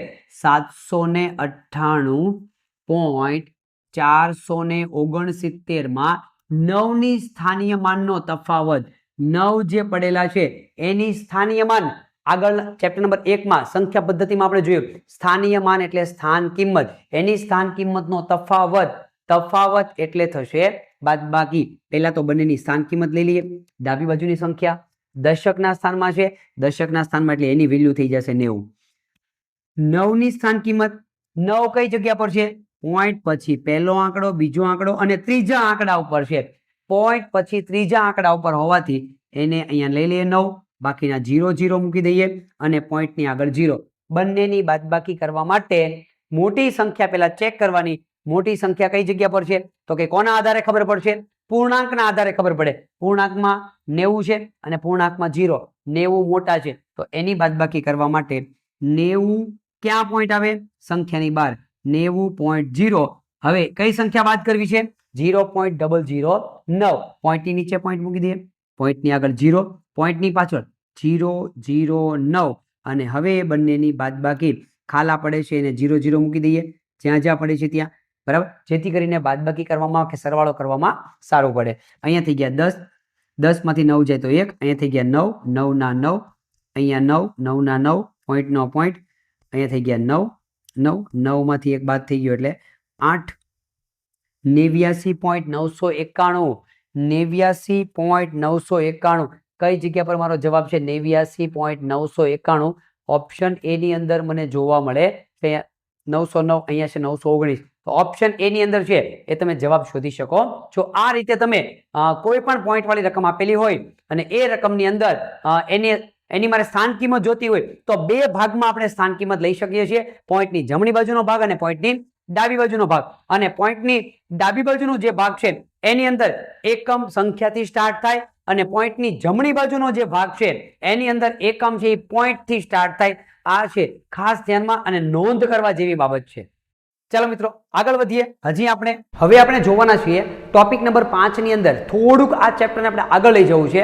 હવે આગળ વધીએ મિત્રો. જ્યાં તમને જરૂર પડતી હોય ત્યાં તમે પોઈન્ટ નોંધ કરી શકો છો, જેથી કરીને એ પોઈન્ટ આગળ જતા તમને દાખલો ગણવા માટે છે એ ખરેખર ઉપયોગી બને છે. આગળના સેશનની અંદર આપણે બહુ જોવાના છીએ કે પેપરનું સોલ્યુશન કેવી રીતે કરી શકાય છે, પેપરો કેવી રીતે લખવાના છે. મિત્રો તમે ઘર બેઠા અઢળક તૈયારી કરી શકશો. સારામાં સારી એવો એક પોઈન્ટ જવાહર નવોદયની અંદર મિસ નહીં થવા દઉં કે તમે ઘર બેઠા છે એ સારામાં સારી તૈયારી કરી શકો. આગળ જોઈએ ટોપિક નંબર 5 ની અંદર છે દશાંશ અપૂર્ણાંકની સરખામણી. હવે આગળના ચેપ્ટરની અંદર આપણે બેઠે બેઠા બધા જ ટોપિક જોયા કે કોઈ પણ અપૂર્ણાંક આપેલો હોય તો એને પોઈન્ટમાં કેવી રીતે ફરી શકે, અપૂર્ણાંક આપેલો હોય એની સરખામણી, નાનો અપૂર્ણાંક અને મોટો અપૂર્ણાંક છે એની સરખામણી કેવી રીતે કરી શકાય છે. સેમ ટુ સેમ પોઈન્ટ બધા આપણે જોવાના છીએ. દશાંશ અપૂર્ણાંકની અંદર એ અપૂર્ણાંક હતા, અપૂર્ણાંક, સાદા અપૂર્ણાંક, મિશ્ર અપૂર્ણાંક. હવે આપણે જોવાના છીએ પોઈન્ટ વાળા. આખું ચેપ્ટર આપણું કોના આધારિત છે? પોઈન્ટ ઉપર આધારિત છે, દશાંશ સ્વરૂપ આધારિત છે. તો આની અંદર હું સરખામણી કેવી રીતે કરી શકું છું? મારી પાસે એક રકમ છે 5.050. રકમ જો 5.050, 5.150, 5.51, 5.015. 4 રકમ મારી પાસે છે. 1 2 3 4. 4 રકમ પૈકી સૌથી મોટી સંખ્યા કઈ? આ દાખલામાં તો બહુ સારું છે. આગળના ચેપ્ટર કરતા નાની અને મોટી સંખ્યા છે ચેક કરવા માટે બહુ સરળ રીત છે.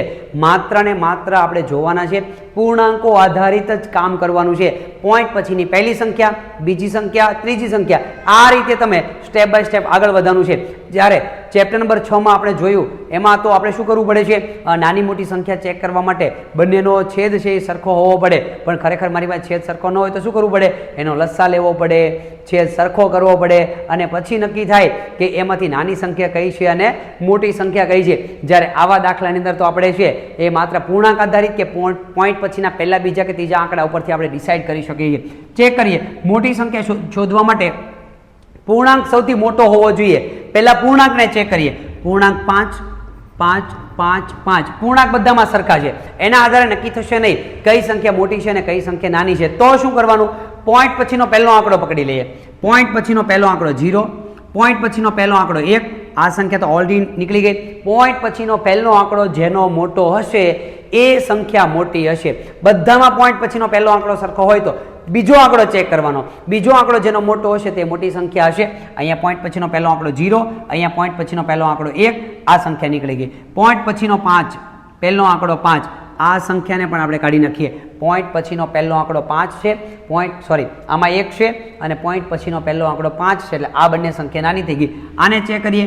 પોઈન્ટ પછીનો પહેલો આંકડો છે 0, 0 એટલે 0, પોઈન્ટ પછીનો પહેલો આંકડો 0 છે, 5 કરતાં નાનો છે. આ સંખ્યા પણ આપણે નીકળી જશે.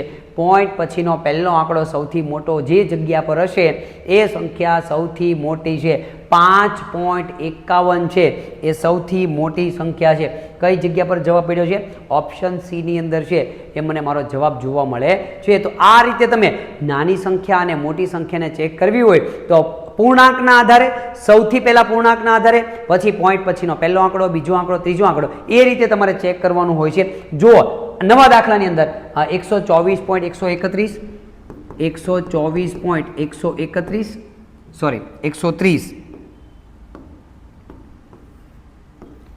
124.130, 142.130, 124.103 અને 124.133. જોઈએ આની અંદર મારી પાસે 1 2 3 4 4 રકમ છે. 124.130, 142.130, 124.103 અને 124.130. ચેક કરીએ. સૌથી પહેલા નાની કે મોટી સંખ્યા જોવા માટે પહેલું કામ આપણે શું કરીશું? પહેલું કામ પૂર્ણાંકોને જુઓ. 124, 142, 24 વાળી સંખ્યા નીકળી ગઈ. સોરી, મારે જોઈએ છે નાની સંખ્યા. નાની સંખ્યા, આની અંદર નાની સંખ્યા જોઈએ. નાની સંખ્યા માટે પૂર્ણાંક સૌથી નાનો હોવો જોઈએ. 124 અને 142 માં 124 નાના છે, 142 છે એ નીકળી જશે. નાની સંખ્યા શોધવી છે. 124 એમ નામ રહેવા દઈએ, 124 એમ નામ રહેવા દઈએ. હવે આ ત્રણ સંખ્યામાં પૂર્ણાંક સરખા છે. પૂર્ણાંક સરખા હોય તો પોઈન્ટ પછીનો પહેલો આંકડો ચેક કરીશું. જેનો પોઈન્ટ પછીનો પહેલો આંકડો નાનો હશે એ સંખ્યા નાની હશે, પોઈન્ટ પછીનો પહેલો આંકડો મોટો હશે એ સંખ્યા મોટી હશે. પોઈન્ટ પછીનો પહેલો આંકડો 1, પોઈન્ટ પછીનો પહેલો આંકડો 1, પોઈન્ટ પછીનો પહેલો આંકડો 1, બધામાં એક સરખા છે. હવે પોઈન્ટ પછીનો બીજો આંકડો જોઈએ. બીજો આંકડો જેનો નાનો છે એ સંખ્યા નાની. પોઈન્ટ પછીનો બીજો આંકડો 3, પોઈન્ટ પછીનો બીજો આંકડો 0, 3 કરતાં 0 નાના, આ સંખ્યા નીકળી ગઈ. બે સંખ્યા વળી. પોઈન્ટ પછીનો બીજો આંકડો 0, પોઈન્ટ પછીનો બીજો આંકડો 3, 3 કરતાં 0 નાના છે, આ સંખ્યાને પણ આપણે કાઢી નાખીએ. તો આ રીતે સંખ્યા શોધવા માટે કોઈ જગ્યા પર જવું પડતું નથી. સિસ્ટમ આધારિત પૂર્ણાંકને ચેક કરો, પોઈન્ટ પછીની પહેલી રકમને ચેક કરો, પોઈન્ટ પછીની બીજી રકમને ચેક કરો. એ રીતે તમે આગળ વધશો. નાની કે મોટી સંખ્યા તમને એમને એમ મળી જાય છે. 124.103, 124.103 કઈ જગ્યા પર જવાબ જોવા મળે છે? 124.103 ઓપ્શન બી ની અંદર છે અને મારો જવાબ જોવા મળે છે. હજી આપણે આગળ વધીએ મિત્રો. હજી આ પ્રકારના દાખલાઓની મારે વધારે પ્રેક્ટિસ કરવી છે. કેમ કે જેમ તમે વધારે પ્રેક્ટિસ કરશો ને એટલું ગણિત તમને વધારે આવડવાના ચાન્સ ઊભા થઈ જાય અને એટલી ઝડપથી તમે યાદ રાખી શકો છો. આગળના ધોરણમાં છે સૌથી વધારે કામ લાગે છે. મારી પાસે રકમ છે 11.12, 11.21, 11.20, 10.11, 11.011. કઈ રીતે મારી રકમ છે? 11.12, 11.21, 11.20, 10.11 અને 11.011 માં સૌથી મોટી રકમ કઈ છે? સૌથી મોટી સંખ્યા શોધવા માટે જેનો પૂર્ણાંક મોટો તે મોટી સંખ્યા પૂર્ણાંક 11, પૂર્ણાંક 11, પૂર્ણાંક 11, પૂર્ણાંક 10. આ સંખ્યાને એમને એમ કાઢી નાખીએ કેમ કે નાની સંખ્યામાં આવી જાય. 10 પોઈન્ટ છે, પેલા 11 પોઈન્ટ, મારે મોટી સંખ્યા જોઈએ 11. તો પોઈન્ટ પહેલાની જે સંખ્યા છે પૂર્ણાંકો બધી જગ્યા પર સરખા છે. હવે હું ચેક કરીશ પોઈન્ટ પછીનો પહેલો આંકડો. પોઈન્ટ પછીનો પહેલો આંકડો 1, મોટી સંખ્યા જોઈએ. પોઈન્ટ પછીનો પહેલો આંકડો 2, આ નીકળી જાય છે સંખ્યા. પોઈન્ટ પછીનો પહેલો આંકડો 1 છે જ્યારે આની અંદર 2 છે. આગળ વધીએ. પોઈન્ટ પછીનો પહેલો આંકડો 2, ઓકે ડન. પોઈન્ટ પછીનો પહેલો આંકડો 0, મારે જોઈએ મોટી સંખ્યા, આ 0 છે, આમાં બેમાં 2 છે, આ સંખ્યાને પણ આપણે કાઢી નાખીએ. હવે મારી પાસે વધી બે સંખ્યાઓ. પોઈન્ટ પછીનો પહેલો આંકડો બંનેમાં સરખો છે. હવે હું જોઈશ પોઈન્ટ પછીનો બીજો આંકડો. મોટી સંખ્યા શોધવા માટે મોટો આંક જોઈએ. 1 અને 0 માં કોણ મોટો છે? 1 મોટો છે. આ સંખ્યા ઓલરેડી નીકળી ગઈ. તો આ સંખ્યા છે એ સૌથી મોટી સંખ્યા છે 11.21. કઈ જગ્યા પર મારો જવાબ છે? 11.21 ઓપ્શન એ ની અંદર છે. મને મારો જવાબ જોવા મળે છે. તો મિત્રો આ રીતે તમે પોઈન્ટ વાળી એટલે કે દશાંશ સંખ્યાઓ જ્યારે આપેલી હોય ત્યારે એ દશાંશ સંખ્યાનો મોટી સંખ્યા કે નાની સંખ્યા શોધવા માટે આ પદ્ધતિ પૂર્ણાંકના આધારે પોઈન્ટ પછીનો પહેલો આંકડો, પોઈન્ટ પછીનો બીજો આંકડો, આ પદ્ધતિના આધારે છે એ તમે દાખલાઓની ગણતરી કરી શકો છો. ચાલો મિત્રો નવોદયના અંકગણિતને ચેપ્ટર નંબર 7 ની અંદર થોડું વધારે શીખીએ. આ પદ્ધતિ ઉપર થી આગળ આપણે નવા સ્ટેપની અંદર જઈએ. ટોપિક નંબર 6 ની અંદર. હવે ટોપિક નંબર 6 માં વાત કરવાના છીએ કે દશાંશ અપૂર્ણાંકો તમારી પાસે સંખ્યાઓ કોઈ પડેલી હોય એટલે કે તમારી પાસે પોઈન્ટ વાળી રકમો પડેલી હોય તો એ પોઈન્ટ વાળી રકમને અપૂર્ણાંકમાં ફેરવતા તો શીખ્યા. એ પોઈન્ટ વાળી રકમનો સરવાળો કે બાદબાકી કેવી રીતે થાય? એક જ ટોપિકના આધારે, એક જ વાક્યના આધારે આપણે છે એનો સરવાળો કે બાદબાકી કરવાની છે. કોઈ પણ પોઈન્ટ વાળી રકમનો સરવાળો કરવાનો હોય કે કોઈ પણ પોઈન્ટ વાળી રકમની બાદબાકી કરવાની હોય તો ખાસ ધ્યાનમાં એ રાખવાનું કે પોઈન્ટની નીચે પોઈન્ટ આવવો જોઈએ. પોઈન્ટની આગળ જે સંખ્યા હોય તે પોઈન્ટની આગળ, પોઈન્ટની પાછળ જે સંખ્યા હોય તે પોઈન્ટની પાછળ. એટલે પોઈન્ટની નીચે પોઈન્ટ મૂકવાનો છે માત્ર ને માત્ર સરવાળો કે બાદબાકી કરવા માટે. જોઈએ કેવી રીતે? 5.5 વત્તા 5.05 વત્તા 5.15 પ્લસ 5.005 નો સરવાળો કેટલો થાય? નિયમ એક જ, પોઈન્ટની નીચે પોઈન્ટ આવવો જોઈએ. બસ બીજું કઈ રીતે સરવાળો કે બાદબાકી કરવા માટે? 5.5 બીજી રકમ, પોઈન્ટની નીચે પોઈન્ટ, પોઈન્ટની આગળ 5, પોઈન્ટની પાછળ 0.5. હવે 5.15 એડ કરવા છે. પોઈન્ટની નીચે પોઈન્ટ, પોઈન્ટની પહેલા 5, પોઈન્ટની પછી 15. પછીની સંખ્યા એડ કરવી છે 5.005. પોઈન્ટની નીચે પોઈન્ટ, પોઈન્ટની આગળ 5, પોઈન્ટની પાછળ 0.05. આ બધી સંખ્યાનો મારે સરવાળો કરવો છે. સરવાળો કરવા માટે જ્યાં ખાલા પડે છે ત્યાં ઘરનો 0 મૂકી દઈએ જેથી કરીને સરવાળો કરવા માટે કામ લાગે આપણને. ભૂલ ન પડે એટલા માટે આ આપણે ઘરના મીંડા મૂકી દીધા. હવે આપણે શું કરવાના છે? હવે બધાનો સરવાળો કરીએ. 5 ના 5, 5 ને 5 10 વધી 1, 5 ને 1 6 ને 1 7, પોઈન્ટ નો પોઈન્ટ, 5 ને 5 10 ને 5 15 ને 5 20. કેટલો જવાબ આવ્યો? 20.705. એક જ વસ્તુ ધ્યાનમાં રાખવાની છે, પોઈન્ટની નીચે પોઈન્ટ, બાકી તો સાદો સરવાળો કરવાનો છે. જેમ આપણે ત્રીજા ચોથા ધોરણની અંદર સરવાળો કરીએ છીએ એ જ પદ્ધતિનો ઉપયોગ કરવાનો છે. પોઈન્ટની નીચે પોઈન્ટ મૂકવાનો છે. તો મને જવાબ મળ્યો 20.705. કઈ જગ્યા પર જવાબ છે? 20.705. ઓપ્શન એ ની અંદર મને જવાબ જોવા મળે છે. આ ખાસ ધ્યાન રાખજો. કયો પોઈન્ટ? પોઈન્ટની નીચે પોઈન્ટ મૂકવાનો છે. જોઈએ, હજી મારી પાસે રકમ છે 32.08 અને 1.138 નો સરવાળો કરવાનો છે. કોનો સરવાળો?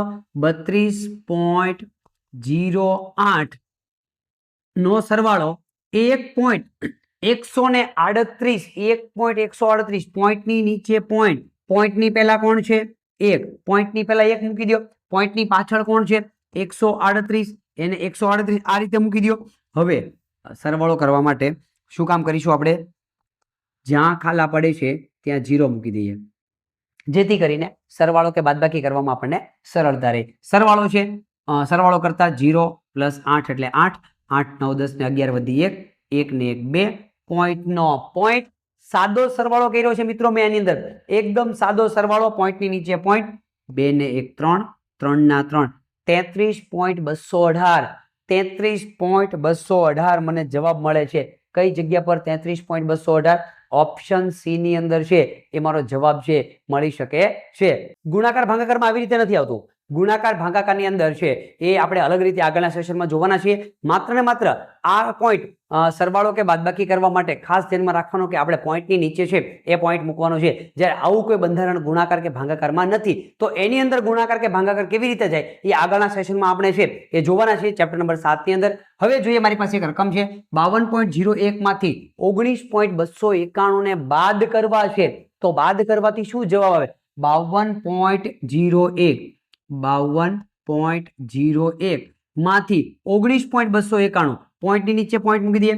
પોઈન્ટની આગળ કોણ છે? પોઈન્ટની આગળ 19, તો આપણે મૂકી દઈએ 19. પોઈન્ટની પછી 291, અહીંયા લઈ લઈએ 291. બંનેની બાદબાકી કરવાની છે. બાદબાકી કરવા માટે જે જગ્યા પર ખાલું પડ્યું છે ત્યાં 0 મૂકી દઈએ, અહીંયા 0 મૂકી દઈએ. હવે એની બાદબાકી કરીએ તો અહીંયા થઈ ગયા 10, 10 માંથી 1 જાય તો 9, અહીંયા થઈ ગયા 10, 10 માંથી 9 જાય તો 1, અહીંયા થઈ ગયા 9, 9 માંથી 2 જાય તો 7, પોઈન્ટનો પોઈન્ટ. સાદી બાદબાકી જ આપણે કરીએ છીએ. ત્રીજા ચોથા ધોરણની અંદર જે પ્રકારે બાદબાકી આવે છે એ સાદી બાદબાકી જ અત્યારે આપણે કરીએ છીએ. અહીંયા થઈ ગયા ઓછો એટલે 1 અને હું વધી લીધી, પછી આગળથી 10 લીધો એટલે થઈ ગયા 11, 11 માંથી 9 જાય, 11 માંથી 9, 9 ને 2 11, અહીંયા થઈ ગયા 4, 4 માંથી 1 જાય તો 3, 32.719. 32.719 કઈ જગ્યા પર મારો જવાબ પડ્યો છે? ઓપ્શન એ ની અંદર 32.719 મને જવાબ મળે છે. મિત્રો ખાસ ધ્યાનમાં એ રાખવાનું છે કે બાદબાકી કે સરવાળો કર્યો તો તમે જોયો સાદો સરવાળો જ મેં કર્યો છે, સાદી જ બાદબાકી મેં કરી છે. આગળના સેશનમાં સરવાળો કર્યો, આ દાખલાની અંદર મેં બાદબાકી કરી. સાદો સરવાળો અને સાદી બાદબાકી માત્ર મેં એટલું ધ્યાનમાં રાખ્યું કે સંખ્યાને મૂકવી કેવી રીતે. જ્યારે તમે સંખ્યાને મૂકો છો ત્યારે ધ્યાનમાં એ રાખવાનું કે પોઈન્ટની નીચે પોઈન્ટ આવવો જોઈએ. પોઈન્ટની આગળની સંખ્યા પોઈન્ટની નીચે આગળની સંખ્યા મૂકવાની, પોઈન્ટની પાછળ છે એ ઉપર પ્રમાણે સંખ્યા છે એ મૂકતી જવાની. તો આ વાત થઈ ગઈ સરવાળા કે બાદબાકી કરવા માટે કઈ કઈ બાબતોને ધ્યાનમાં રાખવી તે ચેપ્ટરને હજી આપણે આગળ લઈ જઈએ. એક સ્ટેપ આપણે આગળ લઈ જવાનો પ્રયત્ન કરીએ. તો હવે આપણે જોવાના છીએ ચેપ્ટર નંબર 7 ના ટોપિક નંબર 7 ની અંદર કે દશાંશ અપૂર્ણાંકના વ્યવહારુ કોયડાઓ. પોઈન્ટ વાળી રકમ આપેલી હોય. ચેપ્ટર નંબર 6 ની જ્યારે આપણે વાત કરતા હતા ત્યારે મેં આપણે એ પ્રકારના દાખલાઓ જોતા હતા કે જ્યારે સાદા અપૂર્ણાંકો શીખી ગયા, મિશ્ર અપૂર્ણાંકો શીખી ગયા બાદ એના વ્યવહારિક કોયડાઓની અંદર કેવી રીતે પૂછાય છે. આપણે પાણીની ટાંકી બનાવેલી હતી, એના ભાગ પાડવામાં આવ્યા હતા, કયો ભાગ કઈ જગ્યા પર છે, ક્યારે સરવાળો કરવાનો, ક્યારે બાદબાકી કરવાનો. હવે આપણે એ જ વસ્તુ આની અંદર જોવાના છીએ ટોપિક નંબર 7 ની અંદર કે પોઈન્ટ વાળી જે રકમો હોય એના વ્યવહારિક કોયડાઓ કેવી રીતે પૂછાઈ શકે છે. વ્યવહારમાં એ દાખલાઓની માને ગણતરી કેવી રીતે કરવી જોઈએ. તુષારે ગુજરાતીની ચોપડી માટે ₹35.75 તુષાર છે એ દુકાન પર ગુજરાતીની ચોપડી લેવા માટે ગયો તો એને કેટલા ચૂકવવા પડ્યા? ₹35.75 અને હિન્દીની ચોપડી માટે છે એને ₹32.60 દુકાનવાળાને આપ્યા. તો તુષારે દ્વારા ખર્ચવામાં આવેલા તુષાર દુકાન પર ગયો અને એને દુકાનવાળાને કીધું કે ભાઈ મને ગુજરાતીની ચોપડી આપો. દુકાનવાળાએ કહ્યું કે ભાઈ તમારે મને 35.75 રૂપિયા દેવાન થશે. તુષારે કીધું કઈ વાંધો નહીં. હવે દુકાનવાળાને એવું કીધું કે મારે હિન્દીની ચોપડી પણ જોઈએ છે, મને હિન્દીની ચોપડી પણ આપો. તો દુકાનવાળાએ કીધું ભાઈ હિન્દીની ચોપડીના છે ને 32.60 રૂપિયા થશે. તુષાર કે કોઈ વાંધો નહીં, ઓકે ચાલો મને એ પણ આપી દો.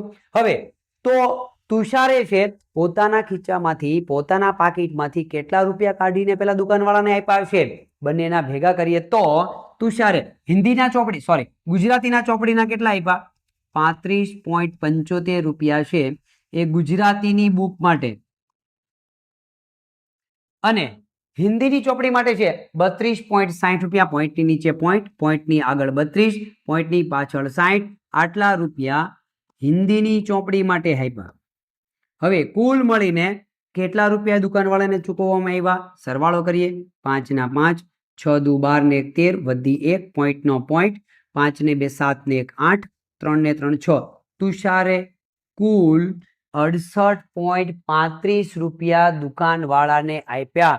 બંને ચોપડી ખરીદ્યા પછી કઈ જગ્યા પર મારો જવાબ પડ્યો છે? 68.35. 68.35 ઓપ્શન બી ની અંદર છે મને જવાબ જોવા મળે છે. જોઈએ મિત્રો હજી આગળ આ પ્રકારના વ્યવહારિક દાખલાની જો મારે વાત કરવી હોય તો પૂર્વીબેને 5 કિલોગ્રામ 400 ગ્રામ ચોખા ખરીદ્યા. પૂર્વીબેન છે એ દુકાને ગયા અને દુકાનવાળાને કીધું મારે ચોખા જોઈએ છે. દુકાનવાળાએ કીધું ભાઈ તમારે કેટલા ચોખા જોઈએ છે? તો કે 5 કિલોગ્રામ અને 400 ગ્રામ. અને પૂર્વીબેન એવું કીધું કે 2 કિલોગ્રામ અને 0.20 ગ્રામ મને ખાંડ પણ સાથે સાથે આપી દેજો. એટલે દુકાનવાળાએ 2 કિલોગ્રામ અને 0.20 ગ્રામ ખાંડ પણ રેડી કરીને પૂર્વીબેનને આપી અને 10 કિલોગ્રામ 850 ગ્રામ લોટ પણ ખરીદ્યો. 3 વસ્તુ પૂર્વીબેને દુકાનવાળા પાસેથી ખરીદી. તો ખરીદેલી વસ્તુઓનું કુલ વજન, થેલી લઈને બેન ગયેલા, તો હવે થેલીનું કુલ વજન કેટલું છે? એને કેટલે કિલોગ્રામ ટોટલ વસ્તુઓ લીધી? તો પહેલા એને શું લીધું? 5 કિલોગ્રામ 400 ગ્રામ ચોખા લીધા. ખાંડ કેટલી લીધી? 2 કિલોગ્રામ 0.20 ગ્રામ. ગ્રામની અંદર ગ્રામ લખીએ એટલી એને ખાંડ ખરીદી. અને લોટ કેટલો ખરીદ્યો? 10 કિલોગ્રામ. અને ગ્રામ કેટલા છે? 10 કિલોગ્રામ 850 ગ્રામ એમને લોટ ખરીદ્યો. ટોટલ કેટલા વજનનું એને ખરીદી કરી? ત્રણેયનો આપણે સરવાળો કરી નાખીએ તો ગ્રામની નીચે ગ્રામ આવી ગયા. ગ્રામનો સરવાળો 0 નો 0, 5 ને 2 7, 8 ને 4 12, 1270 1270 ગ્રામ થયા. કિલોગ્રામની આપણે વાત કરીએ તો 0 0 એટલે 5 ને 2 7, 1 નો 1 17 કિલોગ્રામ 1270 ગ્રામનું ટોટલ એને છે ખરીદી કરી. આટલું વજન થયું. પણ મિત્રો ખાસ ધ્યાનમાં રાખવાનું કે જ્યારે પણ ગ્રામનો આંકડો 1000 થી ઉપર જાય ત્યારે 1 ગ્રામ કિલોગ્રામમાં કન્વર્ટ થઈ જાય. જેમ કે આપણે દુકાન પર જઈએ છીએ અને આપણે એવું કહીએ કે 50 પૈસાની મને ચોકલેટ આપો, 15 પૈસાની ચોકલેટ આપો. પણ આપણે ક્યારે એવું કીધું છે 110 પૈસાની ચોકલેટ આપો? શું કામ? કેમ કે 100 પૈસાથી ઉપર આપણે આંકડો શેમાં કન્વર્ટ કરી દઈએ છીએ? 1 રૂપિયામાં. 110 પૈસાની ચોકલેટ લેવાની હોય તો મારે શું બોલવું પડે છે? 1 રૂપિયો અને 10 પૈસાની ચોકલેટ આપો. તો ઓટોમેટિક રૂપિયા છે પૈસામાં કન્વર્ટ થઈ ગયા. એમ કિલોગ્રામ અને ગ્રામનો નિયમ શું છે કે કોઈ પણ ગ્રામ 1000 થી ઉપર જશે તો આપણે એને કિલોગ્રામમાં કન્વર્ટ કરવી પડે. જેમ કે હું કોઈ પણ દુકાને ગયો અને મેં દુકાનવાળાને કીધું કે મને 500 ગ્રામ ખાંડ આપો. દુકાનવાળા 500 ગ્રામ ખાંડ આપી દેશે. ડન, આપી દે છે, કઈ વાંધો નથી. હવે આપણે 700 ગ્રામ ખાંડ લેવી હોય તો આપણે દુકાનવાળાને શું કહેવું પડે? મને 700 ગ્રામ ખાંડ આપો. દુકાનવાળો એક પણ સવાલ પૂછ્યા વગર 700 ગ્રામ ખાંડ આપી દેશે.